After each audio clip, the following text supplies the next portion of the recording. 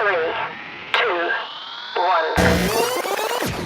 Let's start. Hello, sports fans. Welcome to FanStream Sports. Nothing but pure sports. This is the JP Show. JP, it is so good to hear you back on the air. Stand by. Now, here's JP. All right, welcome into a Thursday edition of the JP Peterson Show. And yes, I am in my friendly confines of the home studio today. I had hoped to be out at training camp, but to be brutally honest with you, I think I got a little dehydrated yesterday. I was not prepared for training camp. So here we are, back in studio. I know. Shake your head, Nick Geddes. I deserve it. I wasn't prepared for camp. How many training camps have you been to again? Remind us all. It's 27th. This is my 27th camp. And all of them in the Tampa Bay area, correct? Yeah. Orlando, we did Disney for a while, UT, right. Then back to Tampa. So yeah. All in the Sunshine State, though, correct? All in the Sunshine State. Yes. No, the Bucks have never, wimped out and gone up to the mountains of Virginia or anything like that. They're always right here in the heat of Florida. Best way to get ready. I got my Hydrate Heroes though. I've been hydrating, so feeling a little bit better. Good enough to post this morning. Well, the big mistake was not training camp. Training camp was fine. Then we did the show outside yesterday, so in the sun. So there's a couple hours, hanging out there trying to drink water. And then I had we had a little business golf outing yesterday, and that was freaking hot, bro. It was really, really hot. And so add it all up, and I think we got a little dehydrated. This is but here I am. Yeah, this is 61 right here. Yeah, right. 61 years old. Although my good friend Scott Reynolds was very nice yesterday, saying how good I looked for 61. That was very nice of him. Giving all the credit, of course, to our good friend Chris Lugo at Bay Area Modern Medical Center, who will be joining us later on in the show. So. Anyway, we're here and we're going to talk some Buccaneers. We're going to talk some Rays as well. Shocking development. They're back to 500. This is kind of crazy. It's funny because I have no expectations for the season at the moment. So I'm just like, I find it all funny now. I'm just in that laughing phase when they drop it, when they win a game and then they lose a game right after. Yeah. And there's no consistency to the offense. The pitching has not been bad, but last night it's Jason Adam, who just somehow forgot how to pitch, left a bunch of balls over the middle of the plate, and he gives up 4 runs in the 8th inning, and boom, or a 2-2 game gets to 6-2, and then 6-3 is the final. But and that may have been Eflin's last start for the Rays. Because his $18 million salary next year certainly is not something that the Rays are interested in paying with all the pitching arms that they have coming back. They shouldn't. I mean, I always say I would like you keep the best players, no matter what the money says. But the problem is they don't reinvest that money when they trade a Tyler Glass. Now they don't go out on the free agent market and find something else, because they got Pepio, and that's smart. But they could have got a hitter. That would have been nice.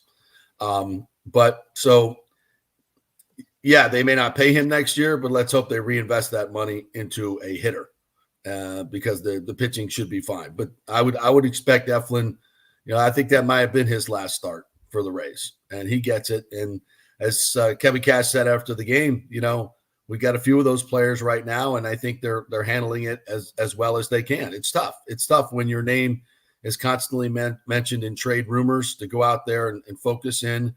These guys got families. They got, they probably love playing in Tampa Bay for a lot of different reasons. I was going to say, forget the, maybe players don't exactly like playing in the Trop. I think that might be fair. But in the terms of living in either Hillsborough County or Pinellas County, I dare you to find much better across all of Major League Baseball. I mean, ask G-Man Choi. G-Man Choi enjoyed it here. You could remember every week we would always get the post of him on the beach and everything, and I'm sure he loved it. So yeah, I'm sure like Pete Fairbanks, I think, talked about it the other day. Like, it is tough, because you're still trying to go out there and win baseball games, and all the best players on this team are the ones who are in the trade discussions. Yeah. Yeah. So I think this team could look very different in the weeks to come. And just judging from what, I've heard from Eric Neander, he was on the Rays radio network last week. He just, he was basically, well, we got to win these 9 games, win all of them for us to become buyers. Paraphrasing here. And clearly that's not happened because it's just win one, lose one. So I definitely don't think they're buyers in any way, shape, or form. I think they're in that rare category, and they might be the only team in the league in this category. They're in the buy/sell mode, I feel like, because they're selling, but I don't think they're trying to get talent that's like 19, 20-year-old guys who are in single A, double A. I think they're trying to get major league proven, or not major league proven guys, but maybe guys who were top prospects who haven't maybe panned out yet at the major league level.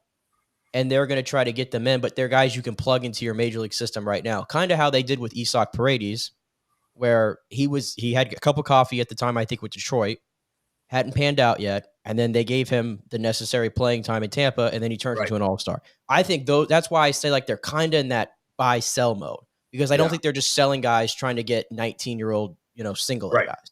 No, I agree. And I kind of laid out this yesterday.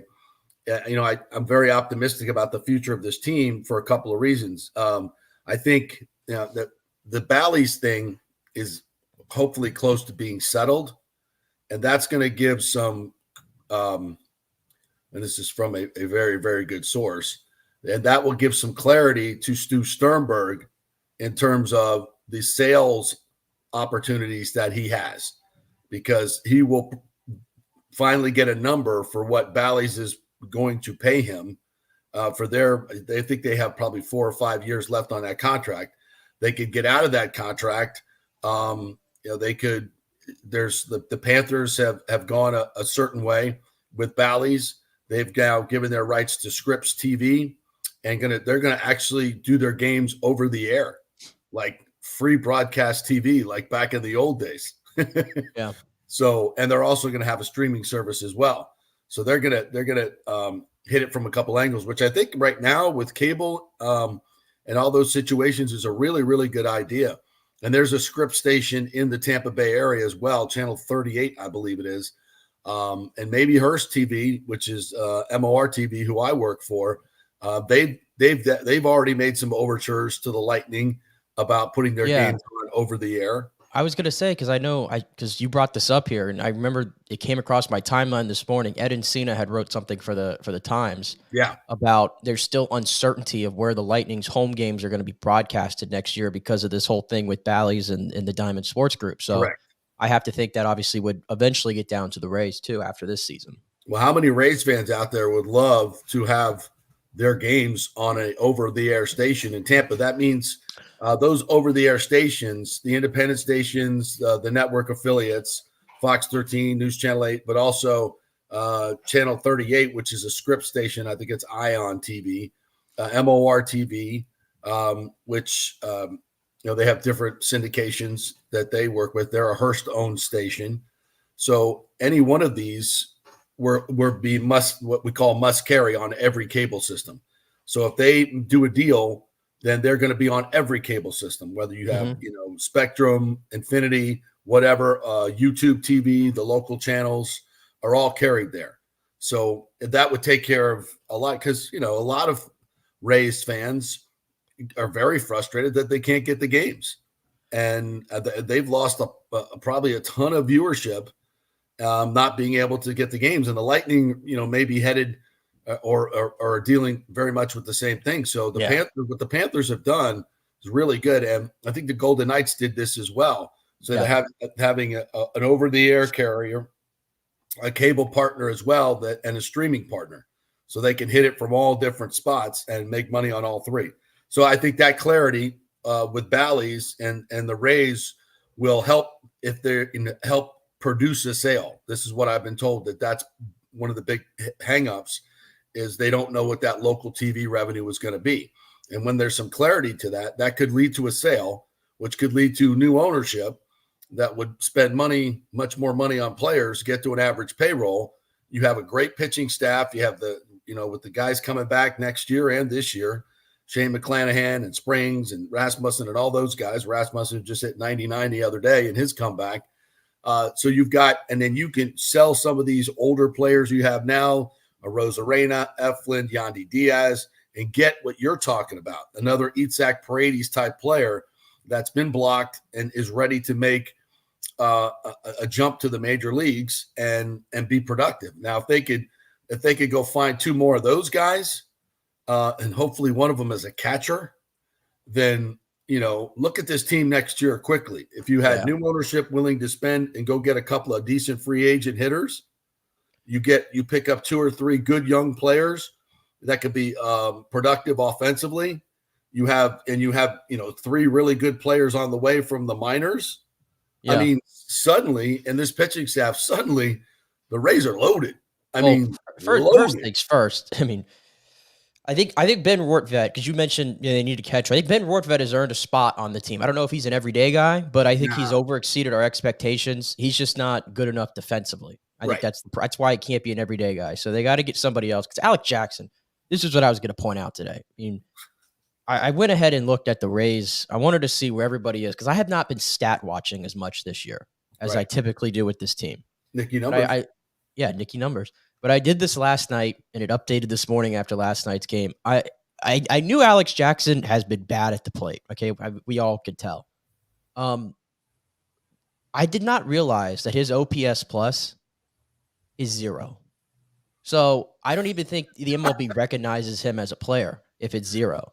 Because, again, 100 is league average. His OPS plus is 0. 0. He's 8 for 100 at the plate this year. 8 for 100, folks. 8 for 100. And then not to be out and barely above him, and I bring him up today because Taylor Walls, we know why he's on this team. It's because of his glove. Right. Well, I hate to say it, but when you're hitting 155 and your OPS plus is 45, by the way, maybe this is unfair of me to say, JP, but I need you to be Ozzie Smith out there. Because if you have any slip-ups in the field, then you're not giving me anything. Nothing. And last night, you had a slip-up in the field.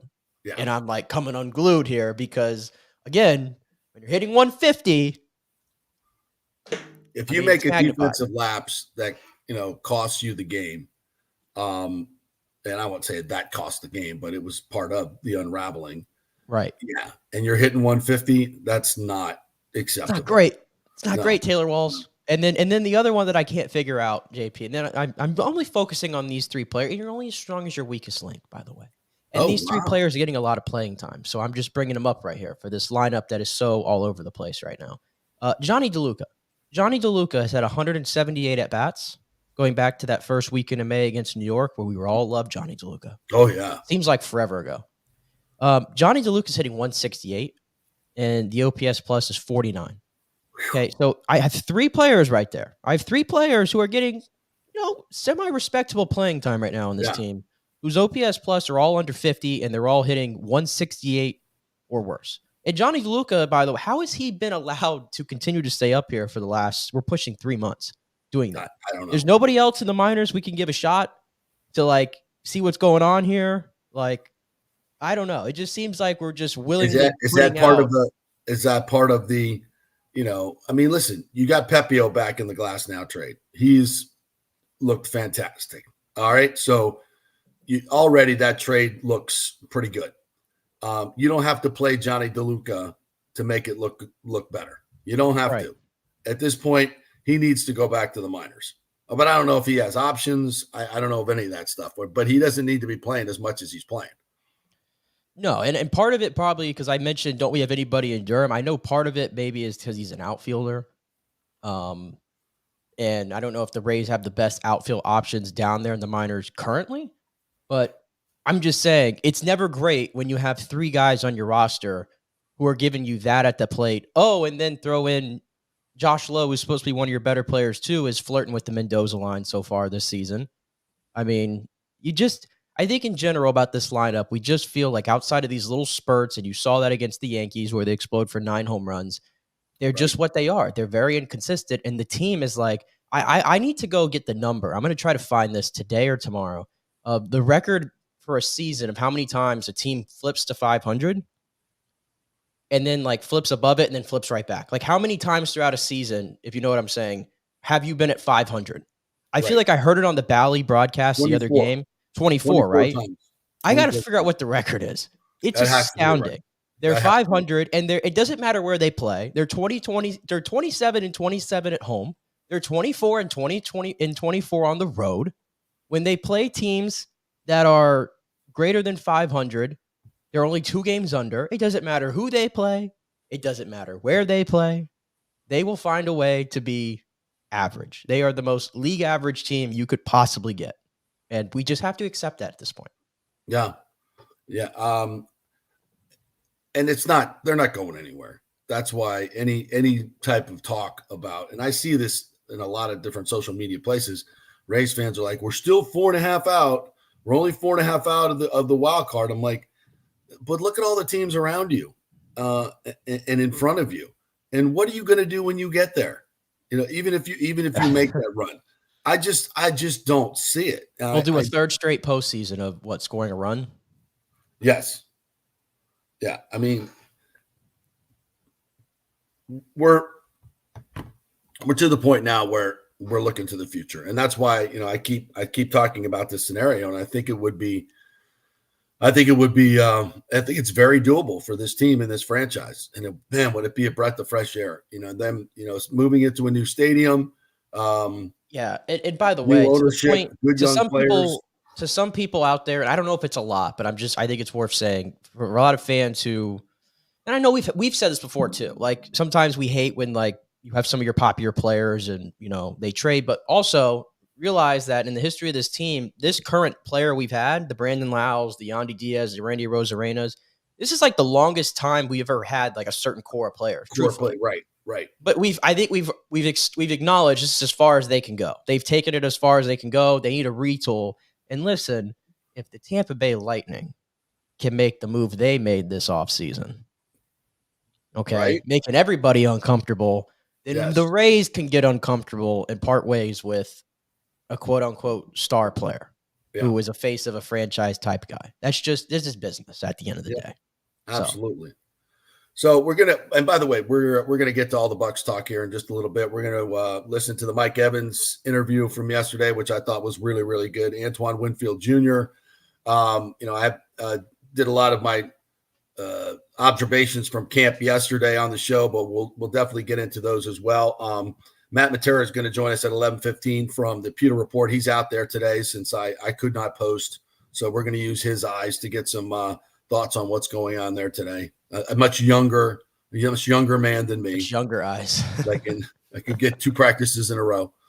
So we'll hear it from him. We'll get into a lot of Bucks talk here in just a second as well. So do we have Kevin Cash? Do you want to play that from last night? We have any of that? Yeah, we'll get Kevin here.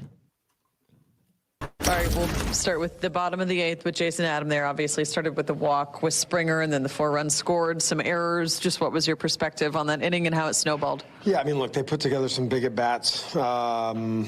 Springer got it started and got to second base. Jason did a nice job with Horowitz to get that out right there. Felt like that we were in a pretty good spot. But it's, Justin Turner's done this a long time. He falls behind 2-0, gets back in the count, and then got to a pitch that looked like a pretty good fastball up and in, but he handled it. And then it kind of unraveled, snowballed from there. There was another base hit and then a cross up and then very uncharacteristic. We didn't get convert a pop-up into an out. Was that just a hot shot off of Turner's bat? I think right just slightly above Caballero's glove. Yeah, I think so. I mean, look, those are tough plays. I don't know how hard the ball was hit. It looked hard from my angle. You're dealing with the ball and the fans and everything else. How quickly Cabby picked it up, I'm not sure. It would have been a great play. And then with the cross-up, Rortvedt looked like he was just expecting it maybe near the top of the zone. What did you see there? He was expecting an off-speed pitch and got a fastball. It's the way Eflin kind of hung in there after the 30-pitch first inning. What do you think of that? He was awesome. It was not A lot of long at bats. I don't think he looked bad. They just had good at bats against him, drove the pitch count up, a lot of foul balls. But the way by the third or fourth inning, he's reset his pitch count totally. That's just who he is. He's really, really committed to the strike zone, getting early outs, and he's not consumed with the strikeout, especially when he drives the pitch count up like that early. He knows he's got to kind of reset himself. How tough was Rodriguez, their guy, especially early on? Yeah, I mean, look, he not very familiar with him, but had a really good stuff. I mean, I think the guys were saying that he was throwing, there was sinker up on the board, but those were splits, I believe. So pretty unique with that pitch coming low 90s, and then he's got the fastball. Looked like right out of the start he didn't have the best feel for the strike zone, but he really did a nice job of settling in. Kevin, you gave the intentional walk later on to Vladdy. Obviously, you'd already had the home run at that point. What do you see when he's stepping in from the opposing side right now? Well, I don't want him to step in. Yeah, if you get that opportunity, I mean, I have a lot of respect for that lineup, everybody in there, and certainly Justin Turner. But Vladdy, I think we all know what he's doing right now. Jason overall, just like not the normal command, or what would you say? Yeah, I mean, a little bit of falling behind, but that's going to happen. He was on just such an elite run for months, and it's been a little bit more challenging here his last two outings. He had a good one yesterday, 2 out of 3. You talk about Eflin resetting the pitch count. It seems there's obviously been a lot of speculation about his future. It seems like he's handled that really well. Would you agree? Oh, 100%. Look, I think all the guys are handling it well, better than as best they could. I think they're handling it well. They understand. There's a ton of floating rumors out there, but as much as any, Zach Eflin's going to handle everything thrown at him really well. There's Kevin Cash after last night's 6-3 loss to the Blue Jays, and now once again they're back to 500 for the 24th time this season. We'll see how many more they get to that. Hey, by the way, too, I did want to mention shout out to Kevin Kiermaier because he announced to Mark Topkin before the game that he is retiring after this season. So I would say a pretty polarizing player maybe in Rays history. There was a time there where legitimately he was our face. Yeah. For right or wrong, he was the face. He was the one where the jerseys were out there, especially when Longo had left. It became, okay, Kevin Kiermaier, you're our new jersey guy. Yeah. But for a guy who was a 31st round draft pick to go on and have a career like he did, where he made over $70 million in his career, there's nothing to scoff at that. And one of the best, regardless of what you think about the guy at the plate, one of the best, forget just center fielders, defensive players I have ever seen. Yeah. Yeah. No question. And, the relay play to get Altuve at the plate against the Astros will go down in history for him. And he was a big post. He was not a great offensive player in general, but he had a lot of moments in the postseason. I mean, he had some big home runs, some big moments. So he was a gamer, and fans loved him. Great cat. I mean, his highlight reel is probably as good as any Ray in the history of the franchise in terms of the mostly defensive plays. But I think he'll be fondly remembered. I'm guessing he'll probably come back to Tampa. I think he still lives here. I know he does because I see him at the Lightning games in the offseason. So he'll be back here, and hopefully the franchise will embrace him and he can become one of the ambassadors of this franchise moving forward. Yep. Because he's so well liked. So good for him. Great dude too. Just a really, really good dude. Every time I see Kevin, he's always, very, very gracious. He's a beautiful wife, a great family. I hope he comes back, and I could also see him doing TV. Like I can see him being part of the Rays broadcast team, no question about it. So I think he'll definitely continue to make his mark here in Tampa Bay. Couple comments. Rick says, "I for one am." I think you might have to put these up, my friend, this morning. Oh, Rick says, "I am thankful I can't watch the Rays." Rick at his snarky best this morning. I appreciate that. Nathan Elliott giving you some love on your hair. He said, "My Nick, your hair looks fuller, fluffy." Well, there's always a story to this. I usually come on here with a hat. You never really see me with my full hair out here, and it's a little long. It does look full, and I have thick hair. Yeah. And I'm getting a haircut right after the show, so I really can't put anything in it I at the think you should moment. go with it. I think you should So, go with it. It looks well, nice. you know what's not nice? My wife. Don't you love this, by the way? So my wife has been in Orlando on like a work function for the last 3 days. She just got back, and she she texted me when we started the show. Um, she said, "You need to get a light on your face. It's too dark in your office," which it was a little dark when we started. And then she goes, "Maybe a hat too.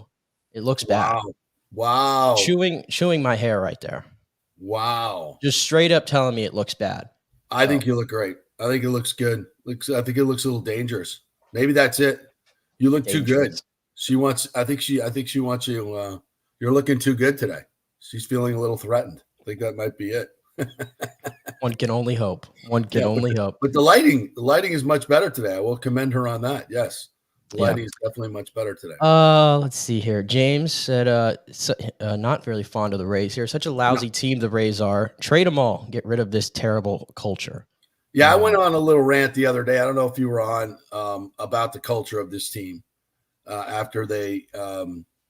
What was the latest thing?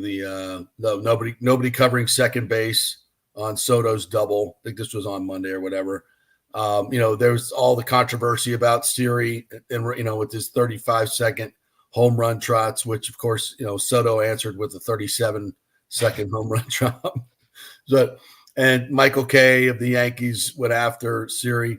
And as I've said many times, I'm okay with the organic celebrations with your teammates. All this choreography and prancing around the bases and all this silliness, I'm just not a huge fan of it. I'm not a huge fan of it. And I think a lot of this stuff that the Rays have done and continue to do clearly is taking away from their execution and focus on the field. And I don't think Kevin Cash likes it very much. He won't say anything about it publicly. But I don't think you can ignore the fact that this has been a team all year long that's in the low 20s in defense, which is very un-Rays like their defensive metrics. We saw again last night, pass balls, pop flies, just stuff that should not happen in Major League Baseball. And how much of it is it the fact that these guys seem half the time to be more interested in what their socks look like, how many earrings they have on, how many chains, how big the chains can be. And let's instead of looking at the pitcher when we're on deck, we're messing around with the crowd.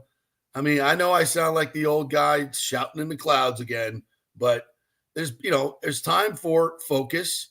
And can you defend nobody's covering second base? How is nobody covering second base on a double?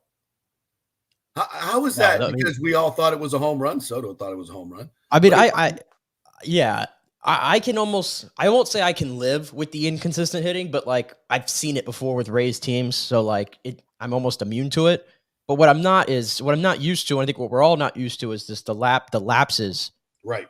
Defensively, like you pointed out, what has really gotten on my nerves this year is the base running. The base running for this team. How many times you usually don't see guys get picked off of like first usually anymore. Guys back in the day used to have like pickoff moves, and I feel like it happened more often. You don't see it much, but I feel like I've seen it a lot with the Rays this year. A lot. And I think there was a moment too against the Yankees in the game where they won, so I had let it slide. But like, there was like literally a moment where like Caballero, I think, got a single, and then he rounded the bag really hard, and he had to like really get back to first, and they tried to get him, and he just got in there. And then literally the next pitch, he's on first now, he gets picked off at first. Yeah. And I've seen that happen to Caballero a lot in particular. We've seen it happen to Randy. We've seen it happen to Siri. We've seen it happen to a lot of guys on this team. Those are the things that I just cannot live with, is just the base running errors that they have had this year. And so it doesn't really matter to me how many bases they steal, because they run out into a lot of them, and then they run into a lot of outs during the open play. So, yeah, just not a buttoned-up baseball team. But you won't say that that's in any way connected to the showboating, all this attention to, I don't know. It doesn't seem like it's a team that's very buttoned up and focused. I think here's what happens is when you have these issues, like we just pointed out, and these mental errors, I think people look to say, well, what's the cause of this? And I just think it's one of those archaic things where we point to, like how you said, you're pointing to like, oh, look at the jewelry they're wearing and look at the showboating and stuff like that. Like, you know what I'm saying? Like, I think it becomes like an easy thing for people to point out rather than just straight up saying like, this team just doesn't have it. Like, and I can't figure it out. And even like the people that try to put this like on the manager, because I've seen this. A lot of people say, well, the manager has to wear some blame for this. I don't really know how to cast blame, a lot of it at least, on Kevin Cash, because I have 10 years to go off of him being an outstanding manager. Right. You know what I'm saying? So, like, I don't know who to put the blame on really here. Mm-hmm. Like, at some point, I just have to say the Rays just don't have the team this year. And that's just, we have to accept that. Yes, that could be part of it. But I also think all of these choreographed celebrations, look, you hit a home run, you want to have fun in the dugout, that's all good. But, how many times have we seen, I saw there was a moment a couple days ago where Siri's running down a ball in the gap and DeLuca's coming behind him and Siri jumps up and catches it with that, his flair that he's doing, which is fine, and gets it back into the infield. But at no point did he call him off because they did an isolation of him coming to the ball. In his last 20 steps, he never said a word. He never said mine, mine, mine. His lips never moved. Yeah, remember the stuff too with him and Randy? We've seen moments like him and Randy. It's just like, it's like, I don't know. And I think that it's all part of a kind of a culture that is more about the flash and the dash and the show and all this stuff when it's not as serious baseball. It's not. And I think, I'm not saying you can't flip the bat or do any of that stuff. I'd like it to be more organic. And can we tone it down a little bit? Can we tone it down and start playing good? I think if you're playing great baseball and you're playing clean baseball and everything's clicking, Well, this is the good point because last year, but when you're this sloppy and you're more detailed on your home run trot and all your histrionics and you nail that every single time. But yet right. you don't cover second base or you don't, go over and get a fly ball because you thought it was a home run. Yeah, I mean the difference is they did the same thing last year. The difference was, last year they were the first team to win 50 games and they won 100. And this year they got to 50 wins, but they also have 50 losses. So I think that's just the difference. So that's what I'm saying. It's like naturally everybody likes to point at all these things now and say, well, shouldn't you cut that out now because you're not winning games anymore and it looks embarrassing. Like there's like that. It's like almost the old school. It's the old school meeting the new school. The new school people look at it and go, don't really care. It's baseball. They're not that good. And the old school people go, it's the chain he's wearing. It's that damn chain he's wearing. He's to take it off. And unless he's hitting over 260, you can't wear that damn chain. Like that's to me like where it like comes in here. And I'm like, at that point, we're just shouting at each other. And but we all agree the team's just not good. Yeah, it sounds stupid. I get it. Was he wearing that chain last year? I don't know. It wasn't as big. Did he add a new one on there? Is it a little too heavy? Is it affecting the aerodynamic of his swing? Like, I don't know. Like, how can it not? That thing must weigh 4 pounds. You can't be fat. I mean, you're running in the outfield or wherever you're running. That thing's like bouncing all over the place. You know what I think needs to happen? Maybe Randy and Jose Siri and whoever the other players are that wear the jewelry and the chains, maybe they should take them off. Okay, hear me out. And we should throw it on Taylor Walls. We should throw it on Alex Jackson. We should throw it on Johnny DeLuca drip. I mean, we could see if it has the reverse effect and we can get those guys going. Maybe that's what we should do. Let's do something in that regard. Yeah. I think Taylor Walls should show up today and with the Siri earrings, the Randy chain, the socks. Wait, didn't they do that last year once? They had the day where they all dressed up like Siri. Where they all came in like Jose Siri. Yeah. Remember that? Yeah, maybe we need to do that. Get some vibes in here or something. I don't know. All right. Just checking in with our folks over at training camp. And Chris Lugo will be joining us. Matty Matera will be joining us as well. We'll take a break. We'll get into the Bucks stuff next. Observations from yesterday's camp. What's going on today? We'll hear from Mike Evans. We'll hear from Anton Winfield Jr., And we'll do some college football as well. Some stories out there, some very interesting stories. Did you see Deshaun Foster's Big Ten? I'm glad you brought that up because I'm going to get that video. We have to play it. We got no connection to the Bay Area whatsoever, but we have to play it. It was that one's going to go down in history.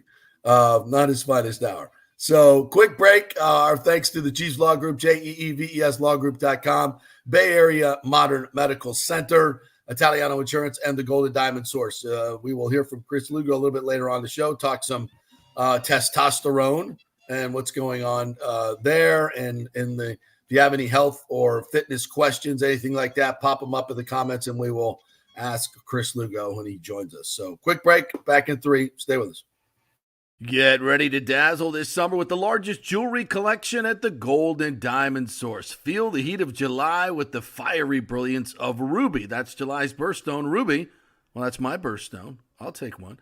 It's perfect for adding a touch of luxury to your summer style. Embrace the unique beauty and significance of July's gemstone for any occasion, from beach parties to evening soirees, and mark a special 15th anniversary with a stunning ruby, the traditional gem of this very important milestone. And take advantage of our exclusive offer, 5 years of interest-free financing. That means you can own a $5,000 ring or watch or anything and pay only $83 a month with zero interest. And when you shop online, you can enjoy a special summer discount of 15% off July's birthstone. Make this summer unforgettable by visiting the Golden Diamond Source and finding the perfect piece to shine in the sun. It's the Golden Diamond Source, 3800 Olmerton Road, always online at thegoldendiamondsource.com.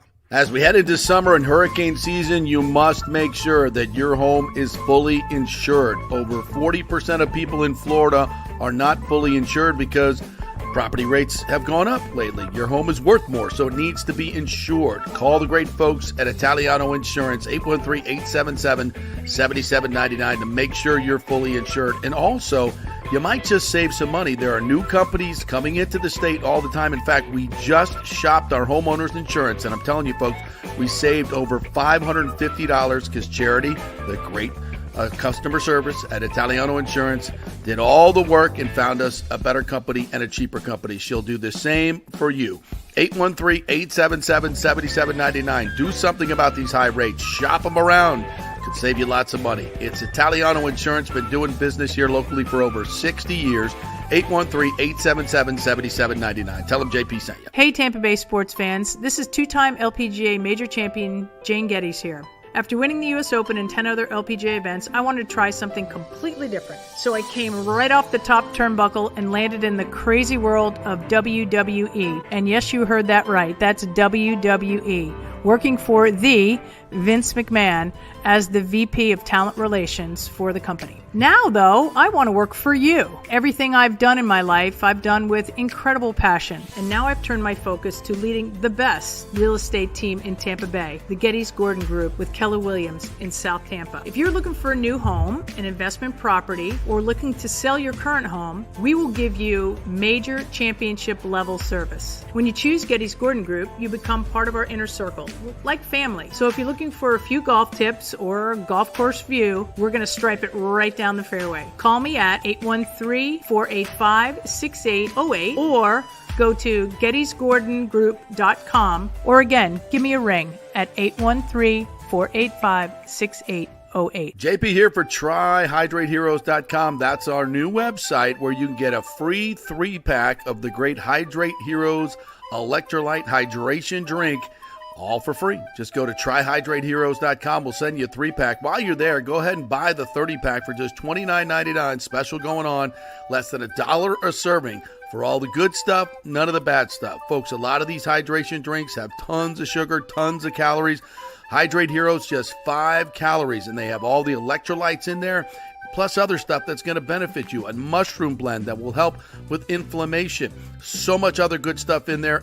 None of the bad stuff. It's Hydrate Heroes. Go to TryHydrateHeroes.com and get your free 3-pack. The new Tropical Punch flavor is out, and it is fantastic. fantastic. They'll send you some.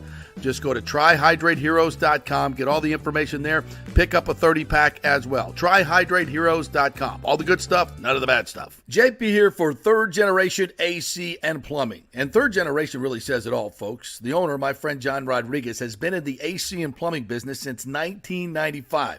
They built their business on honest assessments and doing great work on time for a great price. Simple, right? Did you know many AC techs are incentivized on big commissions to sell new AC units, and you might just need a drain cleared? So if you want someone you can trust, that's John Rodriguez and Third Generation Services. Check out the 5-star Google reviews. If you have a plumbing or AC emergency, call 813-961-8024 and a human will answer the phone. That's 813-961-8024 or go to thirdgenerationplumbing.com. Let's go. Right now, back to the show on FanStream Sports. All right, welcome back to the JP Peterson Show, brought to you by the Rogers Park Top Tracer Golf Range. It is now open, and people are absolutely loving it. For as low as $25 an hour, you can get a bay for up to 4 people. Balls are included, and instead of hitting it into a net, you can hit it into a real range and watch your ball fly and get some great feedback. And you also have the Top Tracer that will show you how far it went, all the data on your swing, and you can also play some of the great courses around the world in simulation. You can play St. Andrews, Pebble Beach. We did that while we were out there. It is absolutely fantastic. Super fun, super realistic, helps your golf game, and it's fun. I have a bar out there right next to the hitting bays. You can get food, everything, and very economical. Go to rogersparkgolf.net, rogersparkgolf.net, and get your reservation. So I'm going to get you out there, Nick Geddes. I'm going to get you out there. Please. Need fun activities to do. And even in this heat, it's covered. If they have these huge fans on the ceiling, so it really feels nice. It's not bad at all.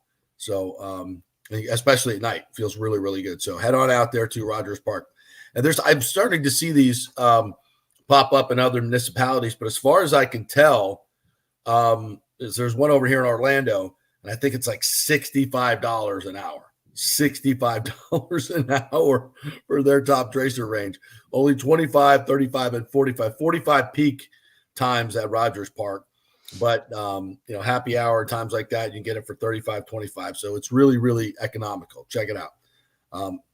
But it's really fun. Love Top Tracer. All right. I was just perusing the Pewter Report guys' Twitter, and Matty Butera is going to join us here at about 11:15, I believe.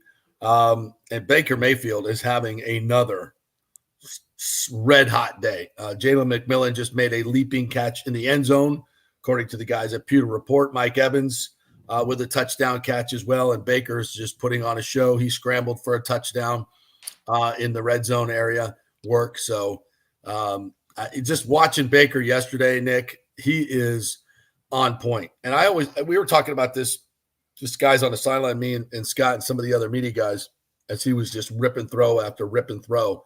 He made this throw over the middle to Mike Evans yesterday where he stepped up in the pocket and threw an absolute dart. And his ball is so tight. His spiral is so tight. He's an elite thrower of the football. And I don't think when you talk about great arms, everybody's, it's always like Aaron Rodgers, Justin Herbert, Trevor Lawrence. Baker Mayfield can flat out. He can sling it.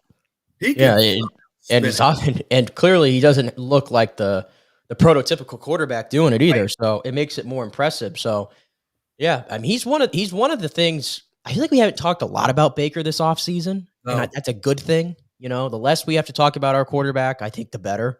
But I've also been thinking, more in the back of my head, it's been one of my lesser sort of like things that I'm watching for this season was last year the best of Baker Mayfield, or is there more to his game? Can he still grow and become even better than because last year, I mean, listen, there were a lot of ups and downs. Like the final stat line looks pretty, and he had some good moments at the end of the year. But I think if you watch the entire season in a whole, we would admit, Baker was a little bit of a roller coaster there, especially through the middle of the season. So I've been curious to see, is there more to him? But I will say what's going in his favor, maybe this isn't the first time necessarily where he's known going into a season, okay, I'm the guy, but it just seems like the pressure is so far off of him. Yeah. Cleveland, even though Cleveland is not a quote unquote big market, I think there's a lot of pressure playing in Cleveland. Yeah. Oh, yeah. There really is, because that fan base is crazy. They've never won anything. All those things, I think, sort of encapsulate why it's so dysfunctional sometimes in Cleveland, or at least when he was there. Well, Last year we had the quarterback battle. So this year he comes in, it's like we're not having to worry about anything else. It's like, Baker, you're the leader of our team. And I even watched that clip. The Bucks put out like a 6.5-minute clip the other day on Twitter of Todd Bowles addressing the team. Yeah. And when he got to quarterback, he said, Baker, this is your team. You lead how you see fit. You do your thing, and we'll be okay. Just make the right throws, all that stuff. Like, I think there's a lot of trust there between, because you always want to pay attention to the quarterback head coach relationship. I think this is the first time where Baker truly has a good trust and foundation, quarterback and head coach. And now year 2, he's got familiarity, as we've talked about, with Liam Cohen. Now a year under his belt with these players. Like, to me, this is like, if Baker Mayfield has more to him and they can unlock more of it, this is the best situation he's going to get. I think that's really well said. And I'll just amplify it by saying, yeah, all career highs last year, over 4,000 yards passing, 28 touchdowns. I think he can be, I don't want to say way better, but I think he can be better significantly.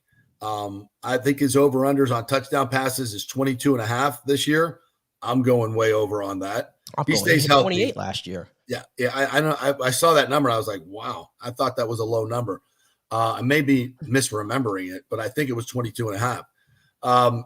I think there's a lot more in Baker. And I feel like this is one of the reasons he didn't go to Atlanta or any place else, was how comfortable he feels with not only Todd Bowles, but with, yes, Liam Cohen. And they went to Baker Mayfield and consulted him about who's going to be the new OC.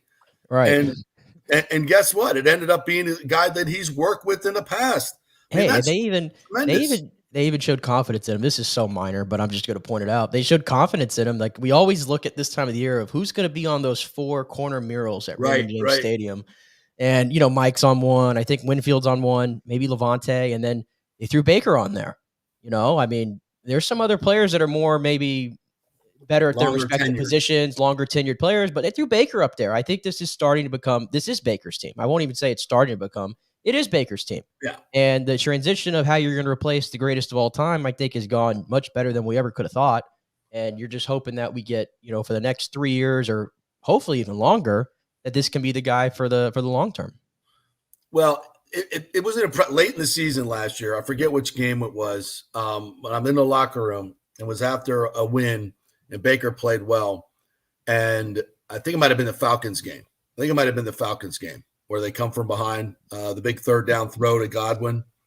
Yeah, I think that was that game. And I'm in there and I'm talking to Tristan Wirfs, and I'm like, this team is starting to get an identity. It feels like, this underdog team making plays late in games. You feel like you guys, I get a sense that you guys are confident that you can win these games. And that may sound, cliche, but trust me, I've seen teams that are confident they can win, and teams, especially Buccaneer teams, that know how they're going to lose and find ways to lose. Right. Right. It's a mental state. And Wirfs said, it's all about 6, man. It's all about 6. He's our guy. And I was like, wow, because there had been some struggles, right? I think, to your point, the mid part of the season where they lose 5 of 7, there. You would think it's the team could lose confidence in Baker Mayfield. They never did. There was a moment where we were talking about Trask a little bit. Yeah, it was. And then he quickly, he had that game against Green Bay, I think it was, where we went, yes, all right, perfect game. It's over. Yeah. And so, and you just felt that was the moment that it became his team. And I think there was even some pushback on him being, getting a solo panel on the stadium from some Buccaneer fans. There was a post that was going around from one of the websites. And we talked about this yesterday a little bit. Well, I'm like, what are you talking about? What are you talking about? This is the leader of your football team. This is a guy that took less money to stay in Tampa Bay. This is a guy that is beloved universally. The fans love him. his teammates freaking adore him. Yeah, and he checks your boxes, and I'm not saying I don't put stock into this too, but he checks the boxes of he's out in the community. Yes, he's doing things, he's present, and him and his wife as well. They've just been great ambassadors for the community, and we all kind of love that stuff, especially from the quarterback. You want your quarterback, and he fits his underdog mentality. I think fits the city's mentality. The Bucks, the Lightning, the Rays, they're never, even when they're good, they're never given their due, right? So he's a perfect blue collar fit for a blue collar underdog town. It's just all so good. And for people to get, their panties in a wad over, he hasn't been here long enough, please stop. No, I mean, listen, to the point about that, it's like this just in. The Bucks get a little disrespected by a lot of people. I checked the over under win totals, and they're kind of spread out based on what betting site you're on. But like two of them, like FanDuel and Bet Rivers, like they got them at 7.5. Right. And I don't see them as a 7.5, a 7-win football team. I don't think you see them as a 7-win football team either. We think they'll blow right through that. And then a lot of people are making, everybody's got a list, and this whole player list that's out right now with the top 100. Like Levante David was 99. Right. Tristan Wirfs was 85, and it's like there are not 84 players better than Tristan Wirfs. I'm already seeing like 4 left tackles that have been ranked ahead of him so far, and they're only at 40 players through. Like we know that's not true, but it comes with the territory. Comes with the territory. And it doesn't mean squat in terms of wins and losses. In fact, it actually is better for this team. The more disrespect they get, the better it is, because their captain, the captain of this Buccaneers swashbuckling ship. Right. Is Baker Mayfield. By the way, did you see the photo in the creamsicles of him and Wirfs with the sunglasses on? Yeah. Like that was a nice piece. That was classic. The Bucs social team is fantastic. They are so good. When we had Tommy and Gronky, right? We need a Bacon Tristan. Tristan. Yeah. We're Bacon Wirfs. That sounds kind of neat. Bacon Wirfs. Yeah. Hey, speaking of Tristan, by the way, Bacon Wirfs. Speaking of Tristan, because I know you can't see the comments because of how you're in the stream today, but James was asking, I know we're going to get to this, so he said, hey guys, is Tristan in camp? Hope he isn't doing reps, but just wondering if he reported. Yes, he was there yesterday and doing everything. We talked about this yesterday. He was, and I was shocked when I got out there and I saw 78, and I'm like, wait, he's got a helmet on. Wait, he's lining up. Wait. He's firing off the ball. What are you doing? So for me, I thought, well, this means that, after practice, they may be announcing his contract extension. I think he's got to feel very, very confident that they're going to get it done. And I think Jason Light has looked him in the eyes and said, you have no worries about practicing out there. If you tear your ACL, it's not going to affect this contract at all. And that's the way it should be. And that's 100% the way it should be.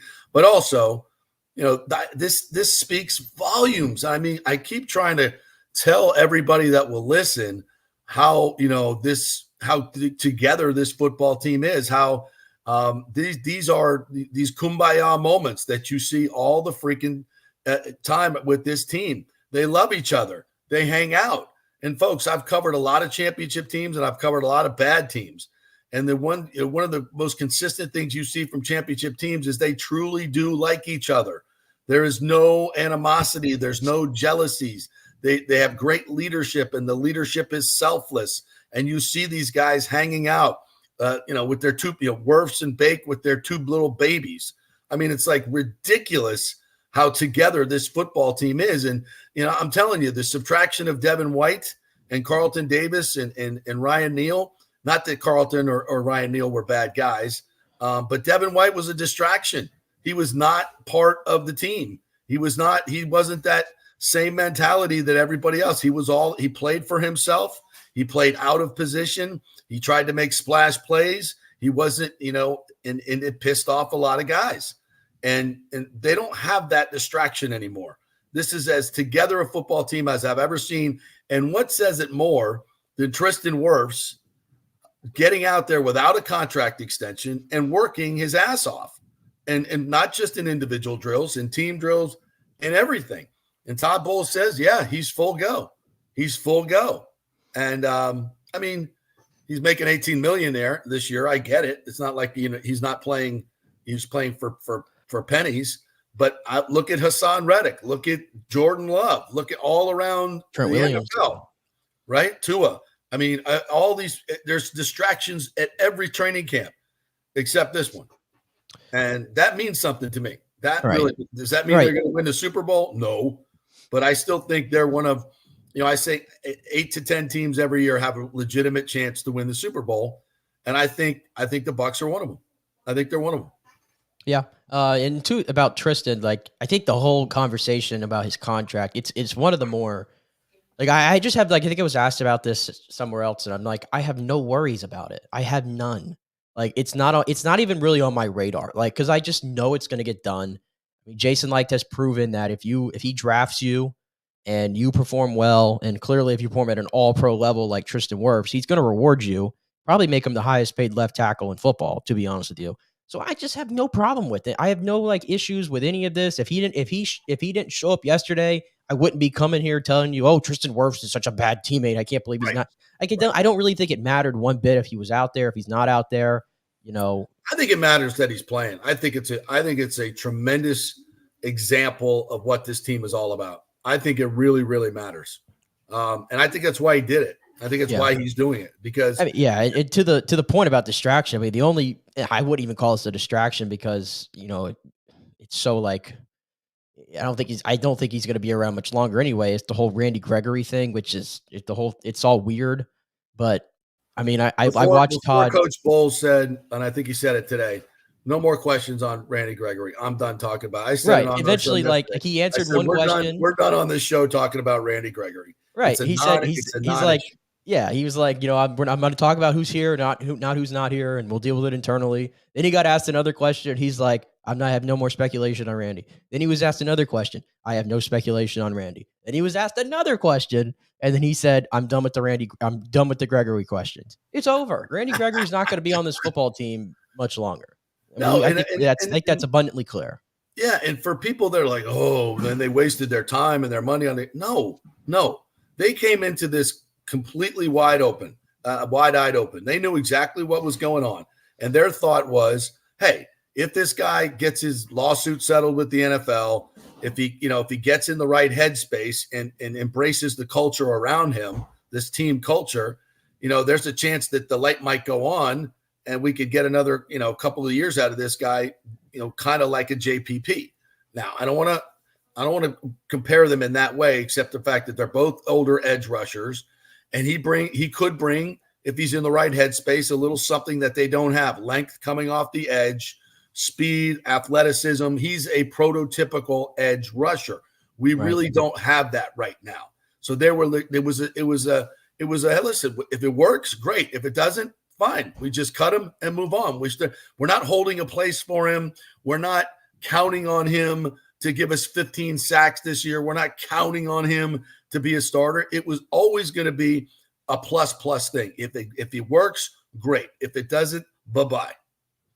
Right. So, and the other thing too is I think Greg had noted yesterday that they can get his guarantee back because he basically has forfeited that by not showing up to these mandatory things. So Right. So if they release him, I think they'll get all that money back. And hey, if they want to go and find another veteran that's out there, there's some out there. If they feel like they need to do it, they'll do it. If they don't, they won't. It's just that simple. Yeah. So we're done talking about Randy Gregory. Yeah. From this moment on, we're done. We're done talking about Randy Gregory. Yeah. Except in the sense that he doesn't fit. It's not part of this the together team, and we get him out of here. A couple more comments here. Rick said Baker has embraced this community like the community has embraced him. Feels at home. We're not a jiu-jitsu instructor. We all know what that one is. James said ESPN Get Up and First Take acting as Dak's agent, as if Cowboys are wrong, not giving him a $65 million per year. You also have Hassan Reddick not reporting to Jets, even though after a trade, still under contract. Yes, that's some of the stuff going on around the league. And again, like you said, we don't have any of that here in Tampa Bay. And even Mike Evans last year, I wouldn't even argue like that whole thing that was going on with Mike. Was that really did it turn into like a real distraction? Like last year with Mike, like it could have got more messier, I felt like, but I think it wasn't like compared to some of the other things I see around the league. I don't even think that one was really Which one? that messy, like with Mike last year. No, Like the no. uncertainty with him. So, yeah, there's I a mean, lot of I other think teams that are dealing with this stuff. I mean, to be honest, I think it did get a little. There were moments there where I was like, whew. The most messy it got, I thought, was the agent's statement. Yeah, and I think that's what freaked everybody out. It kind of, because I didn't think there was going to be a problem getting him signed. I really didn't. I was very confident they were going to get that done, and and then when the agent said what he said, I was like, oof. And now when you look at that contract, compared to some of the others that are getting handed out to wide receivers now, wow, that's a steal. Mike Evans at what, 21 million is a steal. Baker Mayfield at what works out to be 30 million, 35 million is still a really good. I mean, most guys are getting $60 million. That's a huge difference. Yeah, I mean, like even the whole thing about Dak getting 65 million per year. Like, we know how this works. It's just when you're the next quarterback up, you become the highest paid, and it's just a cycle. But like, is Dak Prescott 30 to 35 million better per year than Baker Mayfield? The answer is no. I now, I've played golf a few times with his father-in-law, so I'm going to say yes. He deserves 65. In fact, give him 70. I would like to see him get 70. Yeah, Dak is, I've learned a lot about him through playing with his father-in-law, and he is a great dude. He is. And Tim, Tim Ham, who's not doesn't necessarily, like the idea of paying him $65 million. Dak is a universally loved guy. He's a man of great character. His teammates absolutely freaking love him. Has he been as successful in the postseason as he need to be? Nope. No, but you know what I say though all the time, and this goes for all quarterbacks. And I like, if everybody just steps back and stops thinking that everything revolves around the quarterback, and just pay attention to who's winning. Like, outside of Patrick Mahomes, Matthew Stafford, Joe Flacco, and Russell Wilson, there's not a single active quarterback in this league outside of those four names. And Flacco did this in 2012, Russell Wilson in 2013. Okay, and they're obviously way out of their primes. There's no other quarterback in the NFL right now that has won a Super Bowl. Wow. That's it. That's the list. So everybody loves to put these quarterback, or Rodgers, I guess. Everybody, but again, that was in 2010. Like, we talk about these quarterbacks so much like they're all failures because they don't win Super Bowls. I'm like, well, is every other quarterback a failure? Right. Or is it just we're in a time right now where Mahomes is running the league and it's just what it is, and everybody's young and everybody's got plenty of time to get that Super Bowl? But like, sometimes I just feel like, and Dak's a part of this because he plays for America's team. I get it. But truthfully, if you sit back and dissect everything, Dak to me has done a really good job in Dallas in a pressure cooker situation. Exactly. And has to answer the questions, and he does it all the time. It never feels combative with the media. I just think some of these quarterback narratives just get so blown out of proportion. Special quarterbacks, obviously elevate their team, but they're few and far between. And you don't throw for as many yards and touchdowns as Dak does without being a good quarterback. Again, postseason, you're going up against the best teams. Has Mike McCarthy failed him? Has their coaching staff, as their offensive coordinators failed them in the postseason? Could you point the finger at them? Could you point the finger at the Dallas defense?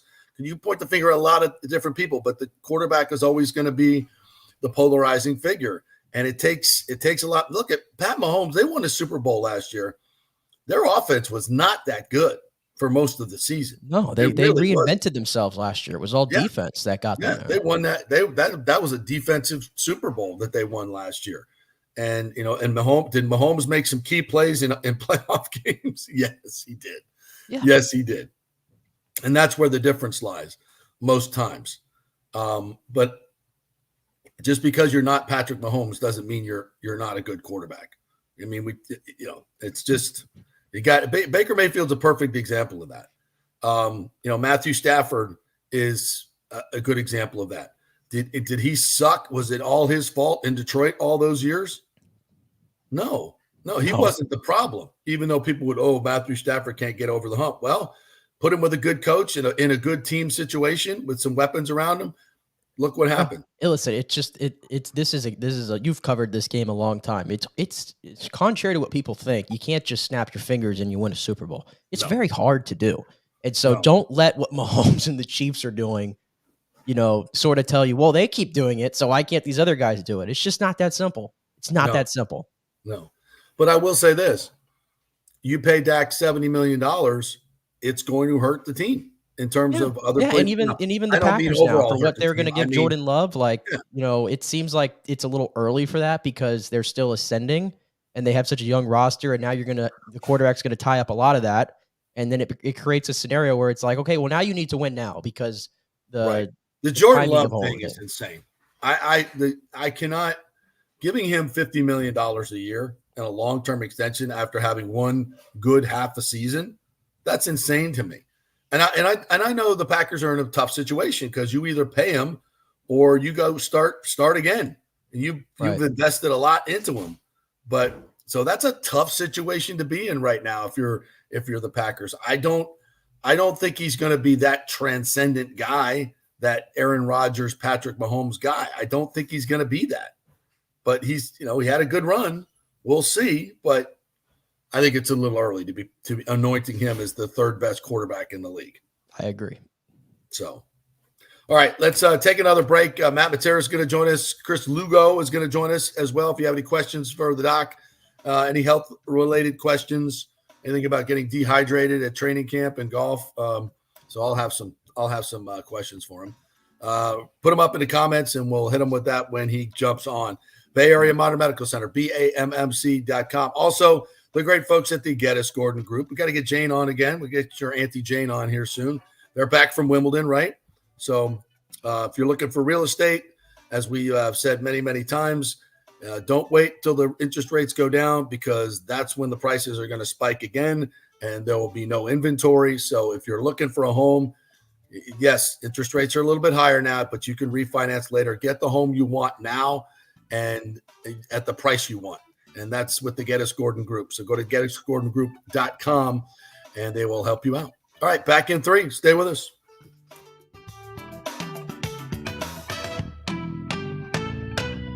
JP here for the Jeeves Law Group and my man Scott Jeeves, who lives right here and has long been a highly respected member of our community. He's a proud sponsor of the Tampa Riverwalk. Jeeves Law Group is also a proud sponsor of our Grand Central District in St. Pete and has neighborhood events throughout the year. He has an office on Central Avenue in St. Pete and one on South Howard in Tampa. You can't get more local than that. So when you need an attorney, are you going to hire some huge firm that advertises all over the state or the one that supports your favorite sports show? It's the Jeeves Law Group. We're local, we're trusted, and we get results. For personal injury and personal attention, call us for a free case evaluation. That's 8889-JEEVES. That's 8889-JEEVES. All right, this is for all you guys who don't want to go to the gym and do 5,000 crunches. At Bay Area Modern Medical Center, you can get on the new True Body machine where you can reduce fat and tone up your muscle. It's like doing 54,000 crunches in just 15 minutes. Define your body as you see fit. True Body offers personalized muscle stimulation that delivers the equivalent of those 54,000 crunches in just 15 minutes. Just get in touch with them at Bay Area Modern Medical Center, BAMMC.com. Chris Lugo and the team over there will set you up on True Body and get amazing results. Non-invasive with comfortable and little to no pain and zero downtime. You can isolate and target those areas that you want to improve and treat multiple areas simultaneously. It's an amazing machine, so check it out at Bay Area Modern Medical Center, BAMMC.com. JP here to ask the question, are you planning an event, meeting, or conference? If so, you'll want to call the designers and production professionals at Extravaganza Productions Incorporated. With over 35 years of experience in the events industry, designing and producing every type of small to large event, they can provide a huge resource for design ideas, audio, visual, sound, lighting, decor, and entertainment to turn your event into an incredible experience for the entire audience. Folks, I've worked up close and personal with this group at many national events and Tampa events, and they have unique capabilities that help you save time and money in the planning and execution of your next event. Don't delay. Call these pros today at 813-621-4700 or check out their website at extravaganzaproductions.com. Tell them JP sent you and they'll provide a free initial consultation for your event. Extravaganza Productions, the best in the business. Golfers, listen up. The hottest new driving range craze has come to Rogers Park in Tampa. The Top Tracer range is now open 10 to 9 p.m. And just like you see on TV, every shot is tracked for yardage and accuracy, giving you immediate feedback. And best of all, you can virtually play the top courses like Pebble Beach or St. Andrews with your buddies. Plus, great food and drink options available in the well-appointed hitting bays. Very comfortable out there. Reservations highly recommended, starting at $25 per hour, including balls. Reserve at RogersParkGolf.net. That's RogersParkGolf.net. See you there. Let's go. Right now, back to the show on FanStream Sports. Back to the JP Peterson Show. It's Nick Geddes from On3 Sports joining me here. We're brought to you by those great folks at Extravaganza Productions. If you're coming into football season and you got a big event coming up, you got a big tailgate party or some event that you're raising money for, a charity event, why not have the pros do it? Extravaganza Productions will bring the best audio visual, and they'll have some creative ideas for you as well. If you're looking for a theme for your charity event that you've been doing for 20 years, you want to spice things up, call those folks at Extravaganza Productions. Go to extravaganzaproductions.com, contact them through the website, email, or phone, and please tell them that JP sent you. I think Nathan Elliott has a new song, a little parody song. Do you see this at the bottom? Do you know the Afro Man song? I've heard it a few times, yeah. Till I got high. I was going to get some size, but then I got high. I love it. Yeah. Sorry. Bye-bye. We're not talking about Randy Gregory anymore. But No, from this point on, no more Randy Gregory talk. Yeah. Rick's thought there, pay Dak $70 million so the Bucs can get Micah Parsons next year. Ooh. Yeah, I don't envy their position between CeeDee Lamb, Dak, and Micah. Yeah.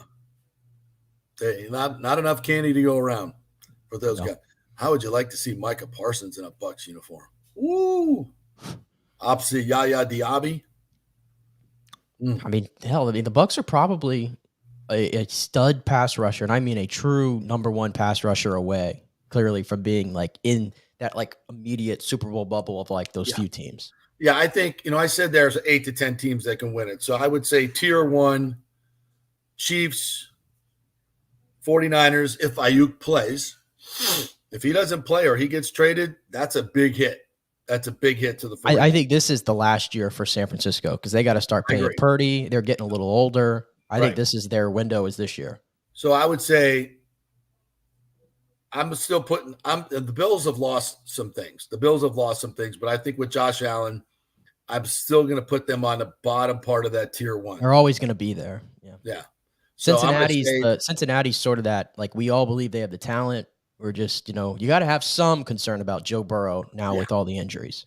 So what would you say if you were tier 1, San Francisco, Chiefs? I'd throw Detroit in there. Bills, Detroit. I'd throw Cincinnati in there, actually, ahead of Buffalo. Because I know at their best, Cincinnati, I've seen them beat Kansas City. I think Burrow's motivated if he could stay healthy. So I think I'd actually probably just have those 4.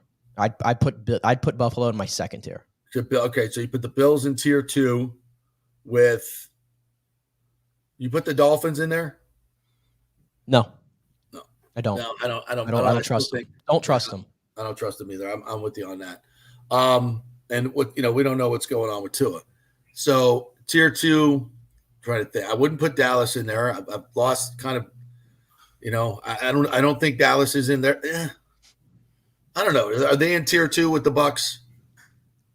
Dallas. Oh yeah, they're certainly. Dallas is in that tier. I think Green Bay has to be in that tier at the moment. Right.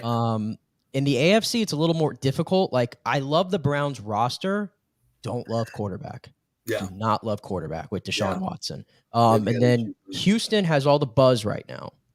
Houston's going to be that trendy team that everybody is all aboard. And, we'll see if CJ Stroud continues to ascend, but Houston has everything around him. And they clearly went for it with the additions of Stephon Diggs and Danielle Hunter.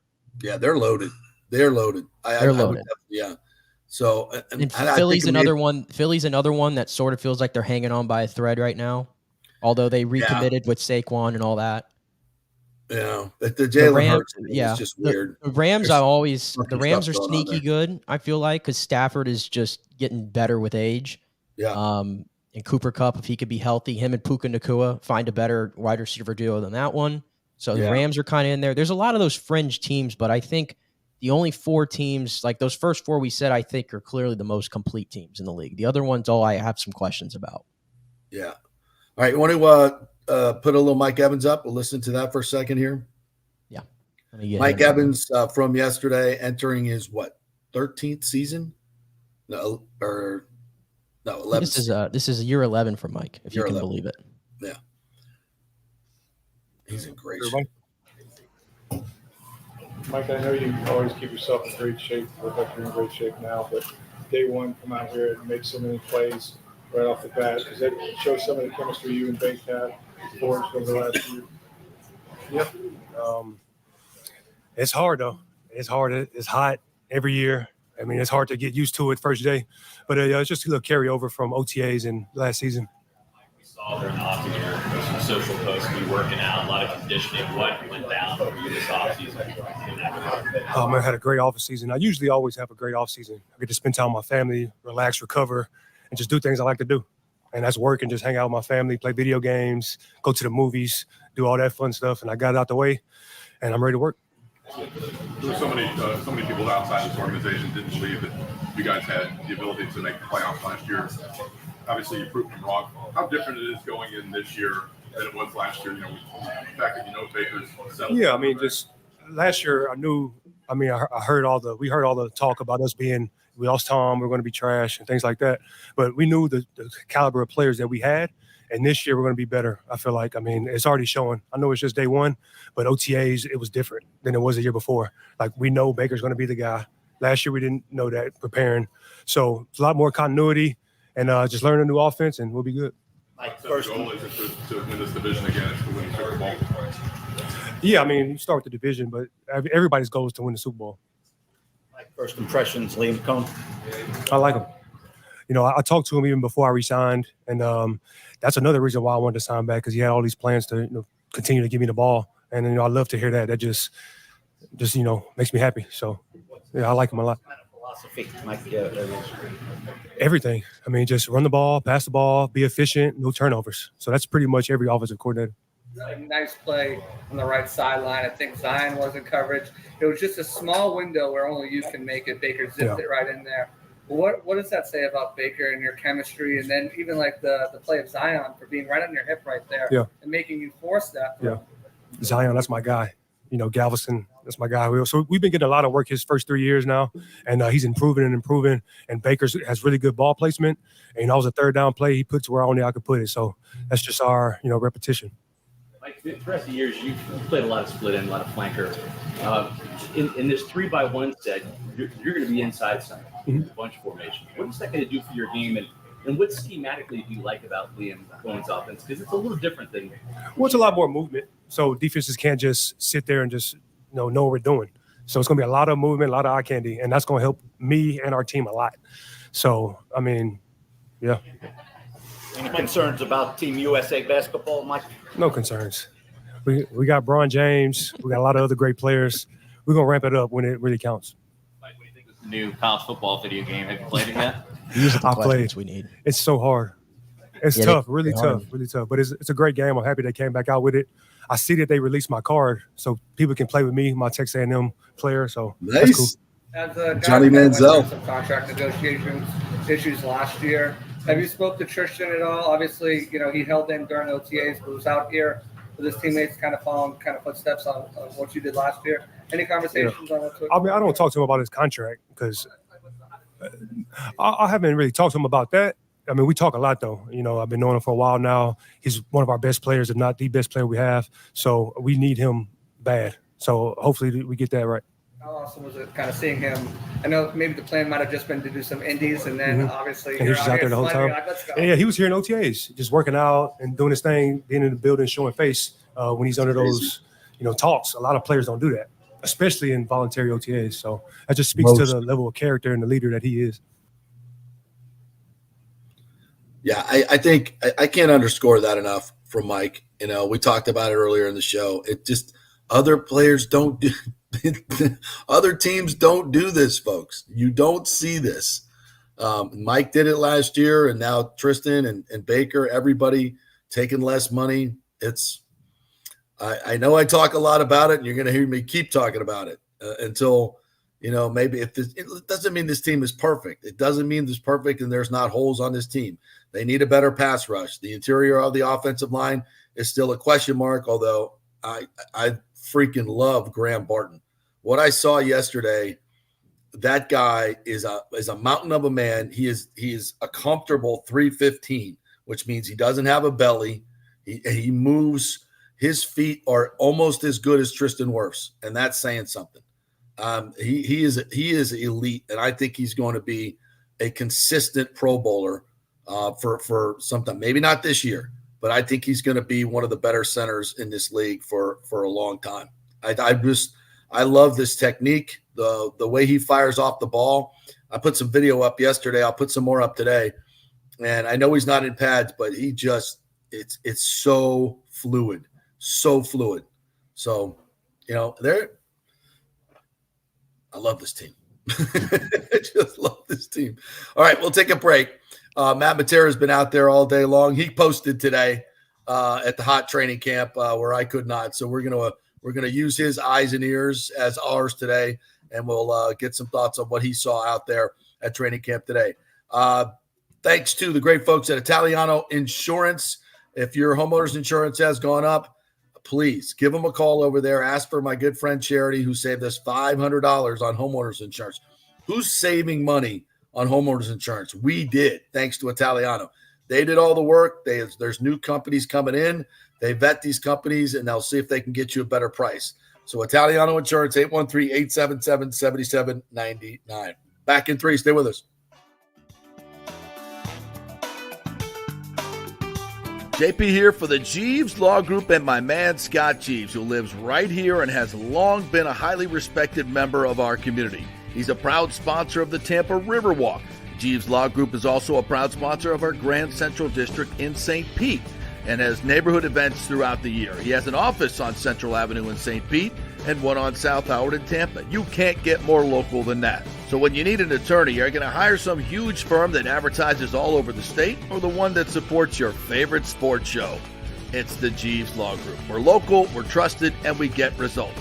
For personal injury and personal attention, call us for a free case evaluation. That's 8889-JEEVES. That's 8889-JEEVES. All right, this is for all you guys who don't want to go to the gym and do 5,000 crunches. At Bay Area Modern Medical Center, you can get on the new True Body machine where you can reduce fat and tone up your muscle. It's like doing 54,000 crunches in just 15 minutes. Define your body as you see fit. True Body offers personalized muscle stimulation that delivers the equivalent of those 54,000 crunches in just 15 minutes. Just get in touch with them at Bay Area Modern Medical Center, BAMMC.com. Chris Lugo and the team over there will set you up on True Body and get amazing results. Non-invasive with comfortable and little to no pain and zero downtime. You can isolate and target those areas that you want to improve and treat multiple areas simultaneously. It's an amazing machine, so check it out at Bay Area Modern Medical Center, BAMMC.com. JP here to ask the question, are you planning an event, meeting, or conference? If so, you'll want to call the designers and production professionals at Extravaganza Productions Incorporated. With over 35 years of experience in the events industry, designing and producing every type of small to large event, they can provide a huge resource for design ideas, audio, visual, sound, lighting, decor, and entertainment to turn your event into an incredible experience for the entire audience. Folks, I've worked up close and personal with this group at many national events and Tampa events, and they have unique capabilities that help you save time and money in the planning and execution of your next event. Don't delay. Call these pros today at 813-621-4700 or check out their website at extravaganzaproductions.com. Tell them JP sent you, and they'll provide a free initial consultation for your event. Extravaganza Productions, the best in the business. Golfers, listen up. The hottest new driving range craze has come to Rogers Park in Tampa. The Top Tracer range is now open 10 to 9 p.m. And just like you see on TV, every shot is tracked for yardage and accuracy, giving you immediate feedback. And best of all, you can virtually play the top courses like Pebble Beach or St. Andrews with your buddies. Plus, great food and drink options available in the well-appointed hitting bays. Very comfortable out there. Reservations highly recommended, starting at $25 per hour, including balls. Reserve at RogersParkGolf.net. That's RogersParkGolf.net. See you there. Let's go. Right now, back to the show on FanStream Sports. All right, welcome back to the JP Peterson Show, brought to you by Bay Area Modern Medical Center. Chris Lugo will join us in a few minutes here. So if you have any questions about getting dehydrated at training camp or anything else in your nutrition or weight loss or testosterone area, please put it in the comments and we'll hit him with those questions. So he'll join us here in a little bit. And you can always catch him at Bay Area Modern Medical Center, BAMMC.com. Make an appointment right there. All right, let's bring in our good friend from the Pewter Report, Matt Matera, who hosts all their podcasts as well. What's up, Matty? How are you? I'm doing great. How about yourself? Great. I was out there yesterday, sweating my butt off, and then went and played golf in the afternoon. Got a little dehydrated, so I couldn't post today. So thank you for being our eyes and ears out there. I'll be back out there tomorrow, but appreciate you doing this for us. What'd you see out there today? What jumped out at you? Oh, my pleasure. And first of all, credit to you for playing golf after the first day of training camp. I mean, that's quite the milestone in of its own. But, yeah, today the biggest storyline in camp, two standout players, one on offense, one on defense. We'll start with offense. The rookie, Jalen McMillan, had himself a day, made a crazy acrobatic catch in the corner of the end zone in 7-on-7, kind of mossed Christian Izien, if you will. Scored a touchdown later on with Baker Mayfield. He was all over the place in today's practice. Defensively, Zion McCollum, a guy that we talked about a lot this offseason about stepping up, being the full-time starter, even though he played a lot last season. On 2 plays in a row, he was covering Mike Evans, a throw to the end zone, one on the right side, kind of at the front of the pylon, and one in the back of the end zone on the left side. 2 pass breakups against Mike Evans, covered him stride for stride, Galveston versus Galveston, as they're both from the same hometown. It was a great performance from Zion McCollum and a very exciting amount of events between the offense making some plays and the defense, too. Well, Matt, these are some of the things we've speculated about in the offseason. How will Zion McCollum play? When you watch his maturation last year towards the end of the season, you can make the case he was the Bucs' best corner. You look at his athleticism. I mean, that guy is a freak athlete. 6'2", 6'3", long, runs a 4.4 40. I mean, he is how he lasted to the 5th round because he played at Sam Houston State and nobody really knew much about him. But he has been tutored well, and I think he can have a breakout season. Talk a little bit more about what you see from him. Yeah, the biggest change or adjustment, if you will, for Zion McCollum is, as you mentioned, he already has the speed. But speaking to him today, he said, this Todd Bowles defense is so complex and it asks you to do so many things. And Zion specifically had to move around all over the place in this defense. He said it took him about a season and a half to really grasp what he has to do on defense. So he's at the point now, he's not thinking about what he has to do. He's just playing. Like, he's putting as much, if not more, attention on the wide receiver that he's covering or the formation that the offense is in or where he knows the linebacker, his own teammate is going to be, or the safety or whatever it may be.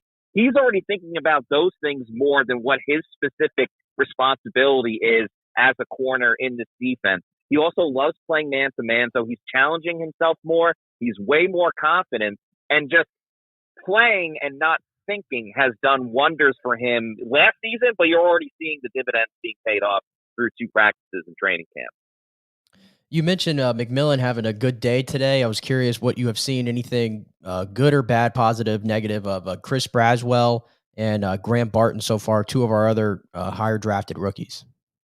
Yeah, for sure. So I've been really impressed overall with the pass rushing from the outside linebackers. Now, Yaya Diaby's been really big with that, and that's kind of to be expected given with what he did last season. Now, we have to take it with a grain of salt because the pads aren't on just yet. But Braswell has been one of those players in the mix, getting after the quarterback. Usually Kyle Trask and John Wolford. He's not doing everything with the starters just yet. But, Yaya will make a play, but then there's Chris Brown as well, right then and there. What we're seeing so far, and he's fast enough to play on the edge in the NFL, and he's known as a physical guy. So I can't wait to see the pads come on for a guy like him specifically, who may thrive even more because of the physicality that comes with this beautiful game that we call football. Graham Barton, kind of the same thing with not able to do too much right now, with especially the offensive line making blocks, but he's calling plays at the line of scrimmage. He's getting a lot of work in with Baker Mayfield. So they're really just laying down the foundation for what will be this starting offense come September when the Bucs play against Washington in week 1. So, Barton's holding his own. I wouldn't say he's doing anything fantastic right now, but he hasn't struggled either. He's done well under center. He's been pretty good snapping the ball in shotgun too, but Braswell has certainly been noticeable. And then Tristan Wirfs, I don't think anybody was really expecting him maybe to be there, yes, but to be running full participation in these drills. I know it's not pads, just did that personally surprise you? And what does that kind of say about, his character and I guess this team in general, that a guy like that, probably best player on the team, doesn't have his contract and he's still out there giving it all? Very much surprised me. And he was one of the first, starting guys that was out there for practice yesterday. And I kind of said to myself, well, he's practicing. Like, I figured he would be there, but probably just standing on the sideline. But nope, he had a helmet in hand, ready to go. He's a team guy first, and he's got the personality where, he may be fine betting on himself, which is, so surprising to see in today's landscape too, when you hear Trent Williams from the 49ers holding out yesterday to start training camp. Tristan's still getting paid $18 million this season, so it's not like he's getting chump change for sure. Should he be paid like the top offensive tackle in the league? Yes, I do. But the guy wants to win. He knows he has a good group here on offense and really just the whole team in general. He loves his guys. He loves the offensive line, his teammates. He's got a great friendship with a lot of those guys, especially Luke Gedeke, Robert Hainsey as well. So, he just wants to play football. That's really what it comes down to. And, when the time's right, he'll get his big payday because he's such a good player. He doesn't have to prove it at this point. But patience is a virtue, as they say, and the Bucs front office has gotten it done, whether it's Baker or Antoine Winfield Jr., or there's several guys you can mention like Mike and Levante, and Tristan Wirfs will be next. Just a matter of when. Matt Matera joining us here from Pewter Report out at training camp today. Matty, watching Todd Bowles' interview yesterday, watching the clip that the Bucs put out there with his team meeting, and just watching Todd over the last few years mature into what I think is a much stronger and a much more confident coach. I love the fact, listening to the press conference today, it's like, I'm not talking about any more Randy Gregory questions. And I don't think he was as assertive a few years ago. And I like this Todd Bowles. I like him. He seems much more comfortable in his skin here as the third year as the head coach. And I think he became a better head coach last year. I still think he needs to be more aggressive in his game calling, timeouts, challenges, etc. That being said, though, do you sense a different Todd Bowles that's more in charge than maybe he was even last year? I think Todd Bowles is kind of opening the curtain a little bit more and letting everybody see behind the scenes. Because for the first 2 years, we've all heard, especially from the defensive guys, he's super sarcastic. He's so funny behind the scenes. I want to run through a brick wall for him. And we just didn't really see it, on the sideline, in front of cameras and things like that. So I don't know why Todd was so reserved when he has this personality that a lot of us know that he has, and he just hasn't shown it publicly. But for whatever reason, he's decided to be a little bit more open, or at least allow the world to see, how he interacts with his players. The speech that you mentioned that he did the other day. And yeah, he has been more assertive, and I like that. Maybe it's because he's grown more confident as the coach, and certainly he has some of his flaws, and you mentioned a good amount of them. But because this was a team that, in many people's eyes, overachieved last season and got to that second round, I think Todd is comfortable knowing what he has as a group. He doesn't care about the outside noise. And because this team has found a little bit more success, he's willing to play ball a little bit more for whatever reason. He's just been more open. He's always been this guy, but now we're all seeing it on a national landscape. We were talking a lot about Baker Mayfield earlier, and we mentioned that, we saw the clip the Bucs put out, and Todd basically looked at him there in front of the whole team and said, "Hey, this is your team. You're the guy." And something as minor as, he's on the mural. And I know that was always important to a lot of people of who's going to be the 4 players on the mural at Raymond James. And this year, Baker is there. Is that just a sign? It's like a shift this year. It's like last year there was the quote unquote quarterback competition and the reclamation project. And 1 year later, it feels like he has his footprints all over the team, and he's sort of the face now. Yeah, it's a good point, because we spoke to Chris Godwin today, and he just talked about how the team is so loose and the team is so confident. And a big reason because of that Godwin was talking about is because Baker Mayfield and the mentality that he has and the chip on his shoulder. And, naturally in football, you're going to gravitate to what your quarterback is doing. But he said that Baker's kind of aura or mantra, whatever you want to call it, it's been infectious with the team. And that's why you see, like today, Jalen McMillan scores a touchdown and he's celebrating, he's dancing. And Chris Godwin said, yeah, football should be fun. And it kind of started with Baker Mayfield, who was a guy that, it was very uncertain last season, but he came in, he built relationships with all these guys, which most of them he had never met before. So they've really kind of taken on the personality of Baker Mayfield. It's his team. He's confident. He knows that he can play well. I mean, we all saw what he did last season, and then also got a Pro Bowl MVP. So, it's just like the vibes are very high right now. It's probably the best way to explain it. They're confident. They believe in each other, and they have an offense that I think is going to be better than it was the year before. So it's pretty smooth sailing right now for the Bucs. And I would say not only in terms of leadership, we talked a little bit about this before, but one thing that jumped out at me yesterday was not only Baker, his arm strength, I think, is elite, and his ball placement and his accuracy. Last year it was good.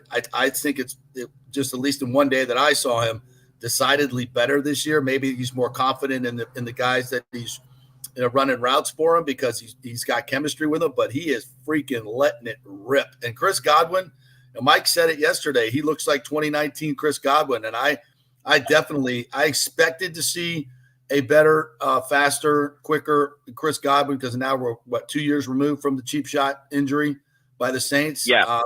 So I think both of those things are improvements, a better Chris Godwin, and I think a more confident Baker Mayfield.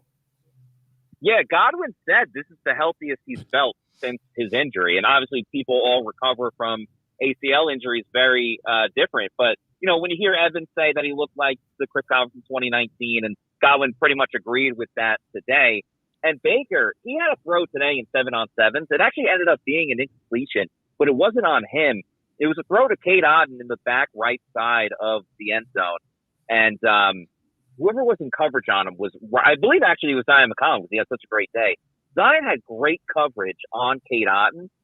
Baker had to throw the ball. It was one of those situations where it had to be perfect in order for Otton to get his hands on it and try to score the touchdown. And it was a perfectly thrown ball. Otton just couldn't really come down with it, and he bobbled it and was out of bounds. But yeah, the confidence, knowing this offense, Baker he's letting it rip right now, and he's not worried about the ramifications. And you know what?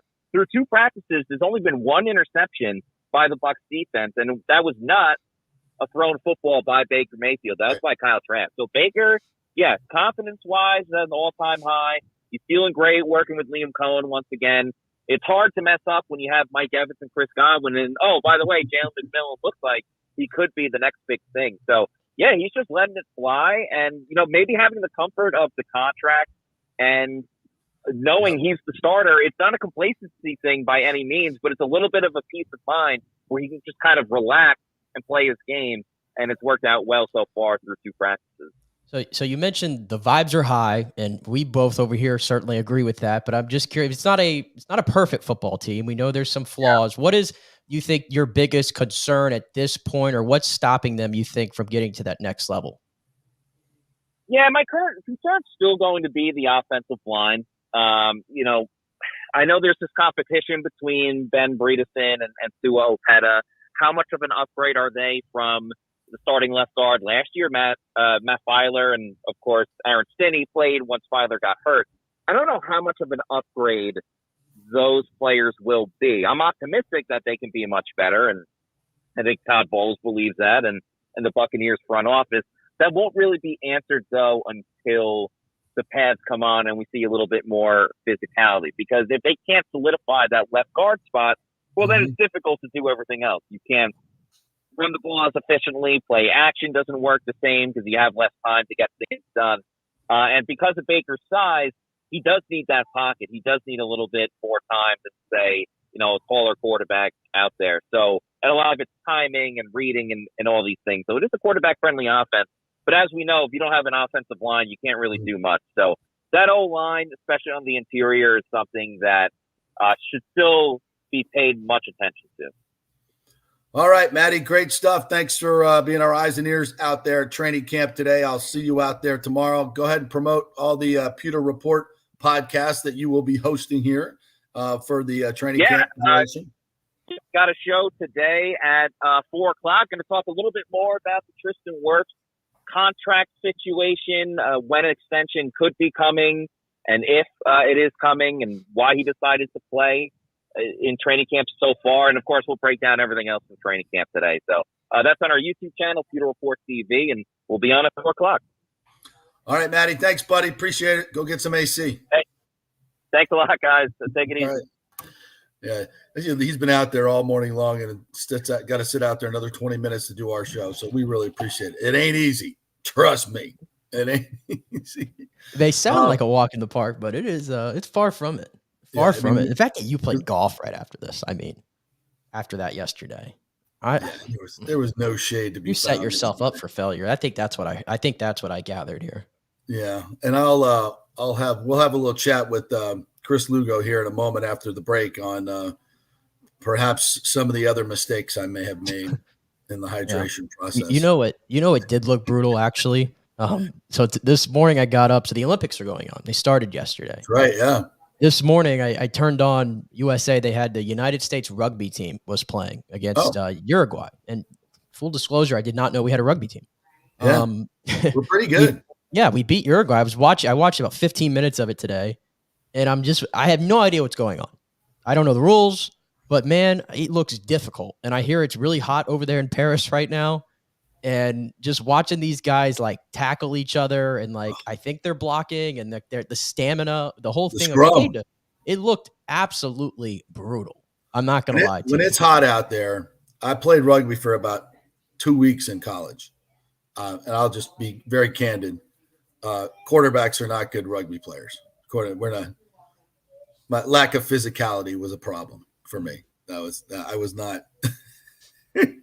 Maybe lack of cojones as well. You got to be a crazy mofo to play that sport. You do, because it's and you got to love contact. I'm not a love contact guy.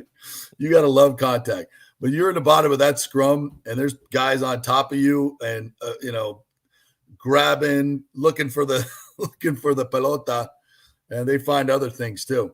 It is a man's game. And the women that play rugby, holy hell. Yeah, and one of the guys he was running all over the place for the U.S. team. They said he was from Daytona Beach, so we got a semi sort of local guy, nice. Florida guy rather, that's on that team that was balling out. So you see our United States men's soccer team. Is that an under 23 team? What team is that? Yeah, so the Olympics, it's all like the amateur kind of the under players, and then you get like 2 or 3 senior players that are allowed to play, but they're not any of the guys that you saw play in Copa.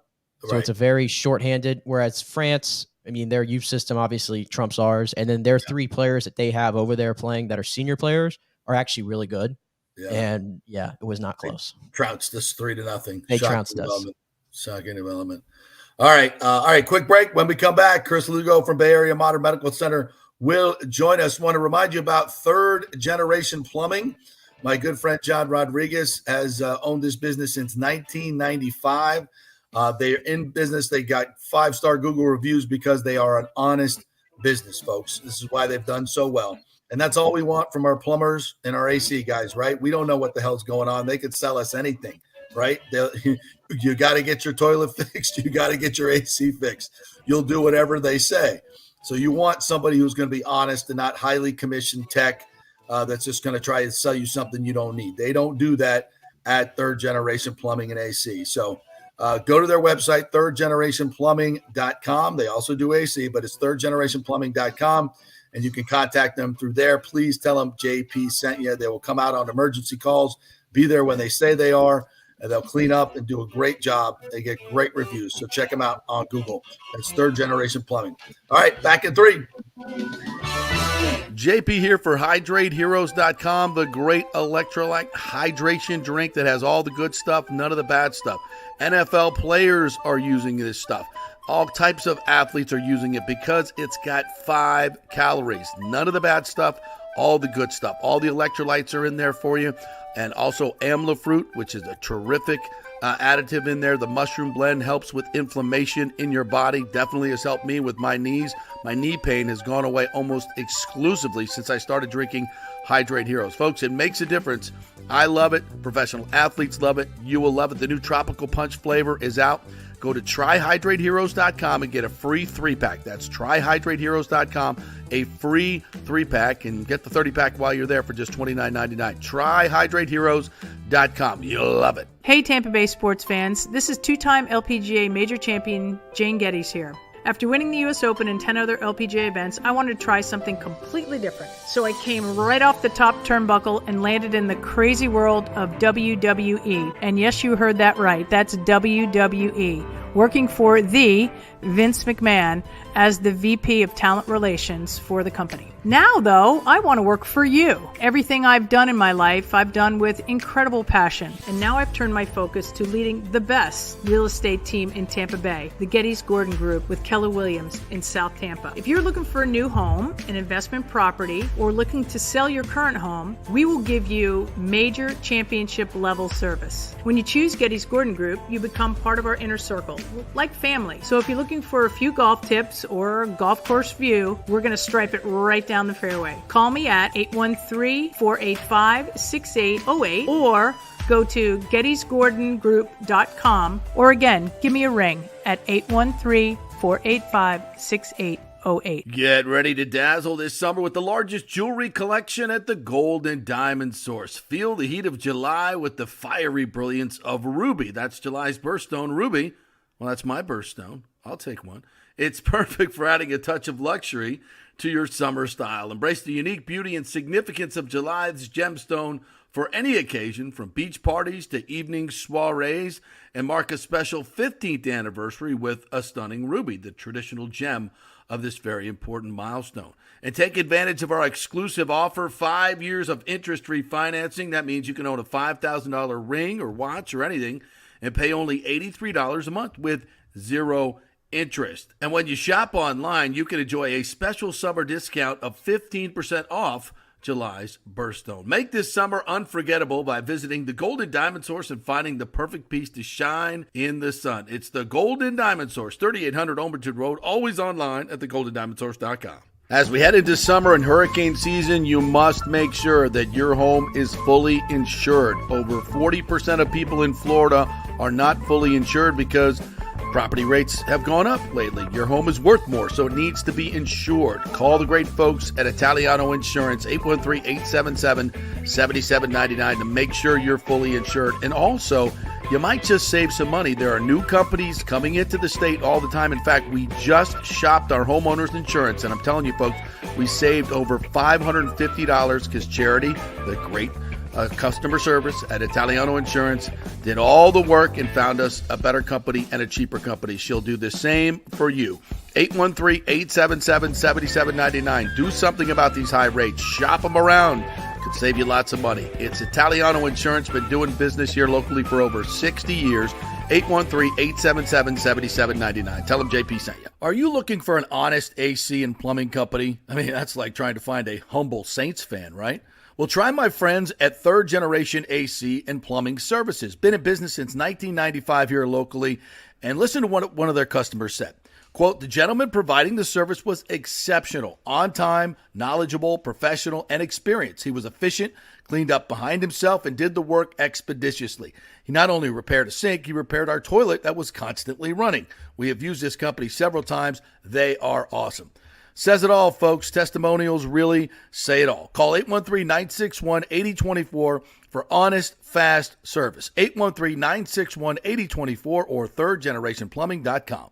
We also do AC. Let's go. Right now. Back to the show on FanStream Sports. All right, welcome back to the JP Peterson Show here on this Thursday. We'll be back out of training camp tomorrow. But we want to welcome in our good friend Chris Lugo from Bay Area Modern Medical Center with all your nutrition and medical advice, and to explain to idiots like me that I shouldn't go out to training camp and then go play 18 holes of golf and maybe partake in a few alcoholic drinks while I'm playing golf. It's probably not a good idea. Probably not a good idea. Yeah, but it was fun. Good. And you survived. Good. Until now and last night. Are you paying the price for it? Yeah. Yeah. Okay. Well, I think, Chris, when you're someone like my age, you can do those things. And I think it was not affect. But again, JP here, who just celebrated his 61st birthday. I mean, it's a lot. It's a lot to take in. Yes. It is. Can't get away with things in your 60s that you could in your 20s. I concur with you, Nick. Well, I will shout out to my good friend Scott Reynolds, who was not as mean to me as my co-host Nick Geddes, and said, he's like, "You're 61? I didn't know you were 61." He's like, "Oh my God." And he goes, and I'm like, "Chris Lugo, Bay Area Modern Medical Center." He goes, "I know, right?" He is maybe your second biggest fan behind me.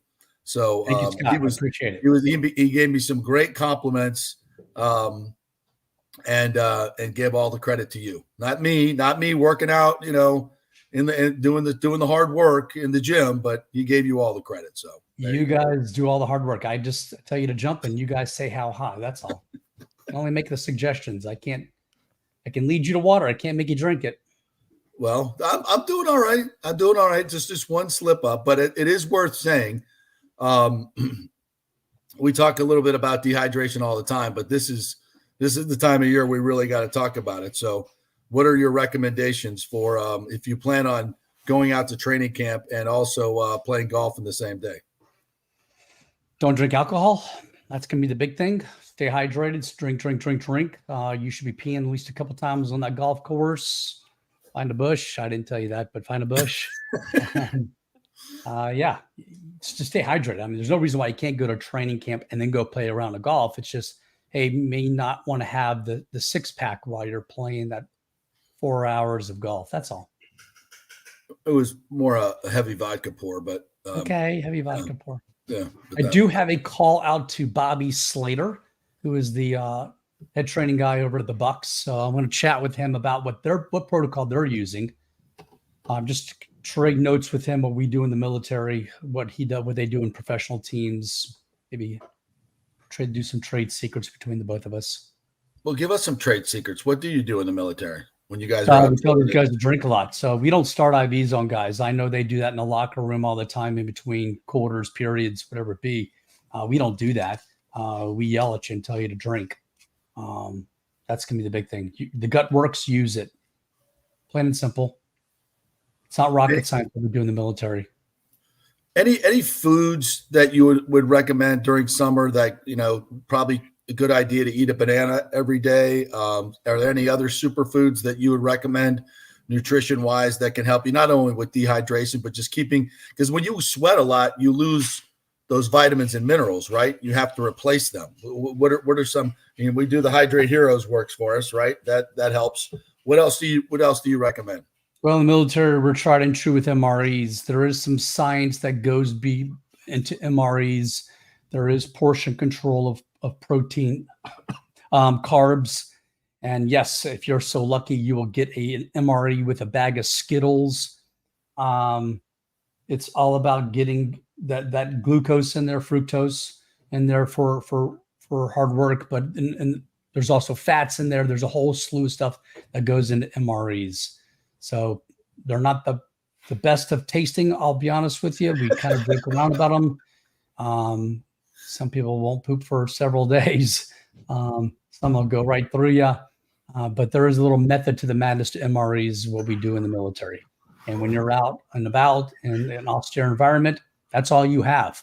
You don't have much of anything else to rely on. You say Skittles are a superfood? My kids are going to be very excited about this. In MREs, they're considered a superfood in MRE. Yeah. It's just the sugar content? Sugar content. That's all it's about. Yeah. Plain and simple. It's about sugar. Yeah. Interesting. Yeah. Nick, you got any questions? Yeah, I guess I got to ask this because I was notified today by my wife. Apparently, summer's coming to an end for the teachers and the kids. So I guess August 12th is the day that school starts back up. Correct. I'm always leery because that's around the time then where the sickness starts to creep in the classroom and eventually it finds its way inside the house. So what kind of things are we looking out here for, and what kind of ways can we mitigate it inside the home? Yeah, you're going to see a big uptick of COVID come here to the end of August. I'm pretty sure because I'm hearing it all over the place already. It's a cold right now from what I'm hearing from a lot of people. It's a cold. So if you want to get tested and get labeled, test yourself, get labeled. Otherwise, be smart on what you're doing. It's not rocket science like we talked about before. It's staying on with your vitamin protocol. Don't be touching surfaces and sticking things in your mouth. Keep your hands away from your hands away from your face. That's going to be the big thing too. I'm not saying being a germaphobe and carrying sanitizer with you 24/7. Just be smart on what you're doing, and plain and simple. If you're going to be flying, stay away from that idiot passenger who's coughing and hacking the whole time, as much as possible too. But yeah, expect an uptick on COVID. I wouldn't be surprised. Yeah, that COVID, man, it could be rough. It could knock you out of the presidential race. It can knock you out of a presidential race. You are correct. Yeah. When you've had it for the umpteenth time and you've had umpteenth boosters, quote unquote, and you've taken Paxlovid 15 times too. Yeah, it can get you. Be careful. It can get you. Get you. But no, I'm not hearing any hospitalizations with COVID this time around. But I'm hearing some upticks of people who are testing themselves. I'm like, they're freaking out. I'm like, stop freaking out. It's not like how it was in 2020 and 2021. So I was chatting with one of our mutual friends, and he was explaining to me an episode that he had with his heart, and brought on by what he believes is sleep apnea. This is something that I've been told that I have. It kind of goes in and out, depending on how much, if I gain some weight, my snoring, etc. Where do you? Yeah, what's that? Oh, and drinking alcohol. Absolutely. If I drink alcohol, the snoring, the apnea. I mean, how dangerous is this? And what should I be getting checked? Cardiology, doing a sleep test? What do you think? Yes, we've spoken about this before. Yes, we spoke about getting a sleep study before. Yes. I use Blackstone. I don't get any reimbursement from Blackstone. I just use them. We've been using them for shoots since I think Vic made that company way back in the day in the early mid 2000s. And they've grown exponentially. Their technology has gotten so much better. To go to a strange facility, the old school sleep study facilities, where you're going to get wired for sound, you're being in a strange bed, strange environment, two-way glass, people staring at you on it. It's weird. You're not going to get the best nights of sleep. No. That's why I like the Blackstone, because it's a in-home study. You're doing in your own house, your own pillow, your own thermostat. You know the temperature. You know what's happening. You do it for a couple nights, send your stuff back. You're going to get a fairly accurate detail if you have sleep apnea, how severe it is. Do you have mild sleep apnea? Is it something you can get away with a mouth guard or a mouth appliance that you can get from your dentist? Or, hey, do you need a CPAP? I see the commercials now for the new implantable device. I make fun of it all the time because now you're really screwing yourself. You injure your back, you injure your knee. Like, now you can't get an MRI. MRIs are the gold standard. So don't be jumping in for those implantable devices because they look so cool and you don't have to wear the hose and everything. Right. The vast majority of people like yourself, you can slim down some, lose that 10, 20 pounds. Your snoring will more than likely go away. Yes, there are a subset of population that does not happen. And you might need a CPAP or you might need the Inspire implantable device. I love seeing all the commercials this day and age for all these rare diseases and these rare people out there. Like, they're not the population. It's you're talking to the minutes, like you're trying to steal from the major population, but they don't want to turn their life around and do things differently. But yeah, don't go running for the Inspire because we've been using that same implantable device for chronic pain, all sorts of things in the past, and they're just finding new indications for it every single year. It's a pacemaker, for the lack of better words. It's a pacemaker that's going to be stuck in your body. It's surgical. It's invasive.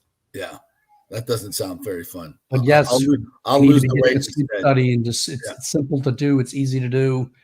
We get information. Hey, is it an oral appliance? Something simple that you can wear, like a mouth guard, but a lot of people wear them already. Or do you need something a little bit more? Okay, can we get 10 pounds off of you and you don't need anything? Yeah, well, that seems like a much better way to go about it. To me, it's All a right. much better way to go out. All right, Chris, tell how the folks how they can get in touch with you. BAMMC.com. From there, you'll see the schedule, book an appointment. 10 o'clock at night, 12 o'clock at night, whatever you want to do. Best in the business right there. He will take a very vested interest in your health and give you plenty of time to discuss what's going on with you. You won't find that anywhere else. So thank you, Chris. Appreciate it, partner. Thanks, guys. Thanks, Nick. All right. BAMMC.com right there. All right. I made it through. That wasn't too hard, but I posted. Hey, when the red light turns on, you gotta perform. That's right. Yeah. So everything's thank you a for performance-based business. It is indeed. So thank you for shepherding me through here this morning, Nick. Appreciate you. Thank you guys all for watching. What's that? Hey, real quick, I just want to mention this because, again, my wife told me to mention this today, and this is a great thing. Titus O'Neil, who does so many great things, he's having his, I believe it's this weekend at Raymond James. Oh, good. On Saturday, he's having his 7th annual back-to-school bash. This one's going to be at Raymond James Stadium, going to be the biggest one they've ever done. They're packing 15,000 backpacks, I believe, with all types of school supplies for the kids out there. So definitely wanted to pump that out because Titus, again, doing a great job in our community. So good event there on Saturday. Yeah, you can go to Bullard Family Foundation to find out more information about that. Bullard Family Foundation, or just Google Titus O'Neil Foundation. You'll find out. And yeah, take advantage of it. Those backpacks are amazing. What they put in them. It's not just a couple of pencils and paper. It's a lot, and it's well worth it. And he has a lot of great sponsors that he works with. Remember, the teachers, when they supply you stuff, that's coming out of their pocket. The county is not paying for them to buy those supplies for your children. It's ridiculous, and those teachers don't get paid enough. We know this, so take advantage of this stuff. And we just got the school list for the kids, and it's about $300 worth of stuff. It's a lot. It's not cheap, and it goes quickly. Yeah, and the parents that can't afford it, typically this is supplied by the teachers, which is crazy, bananas. For all the money we throw in education, man, it is nuts. All right, Nikki, thanks, man. Appreciate you. We'll be back tomorrow with Tim Ham. I'll be live out at training camp, Lord willing, and we'll give you the best Bucs coverage and what we see tomorrow. Have a great day, everybody, and we'll see you tomorrow.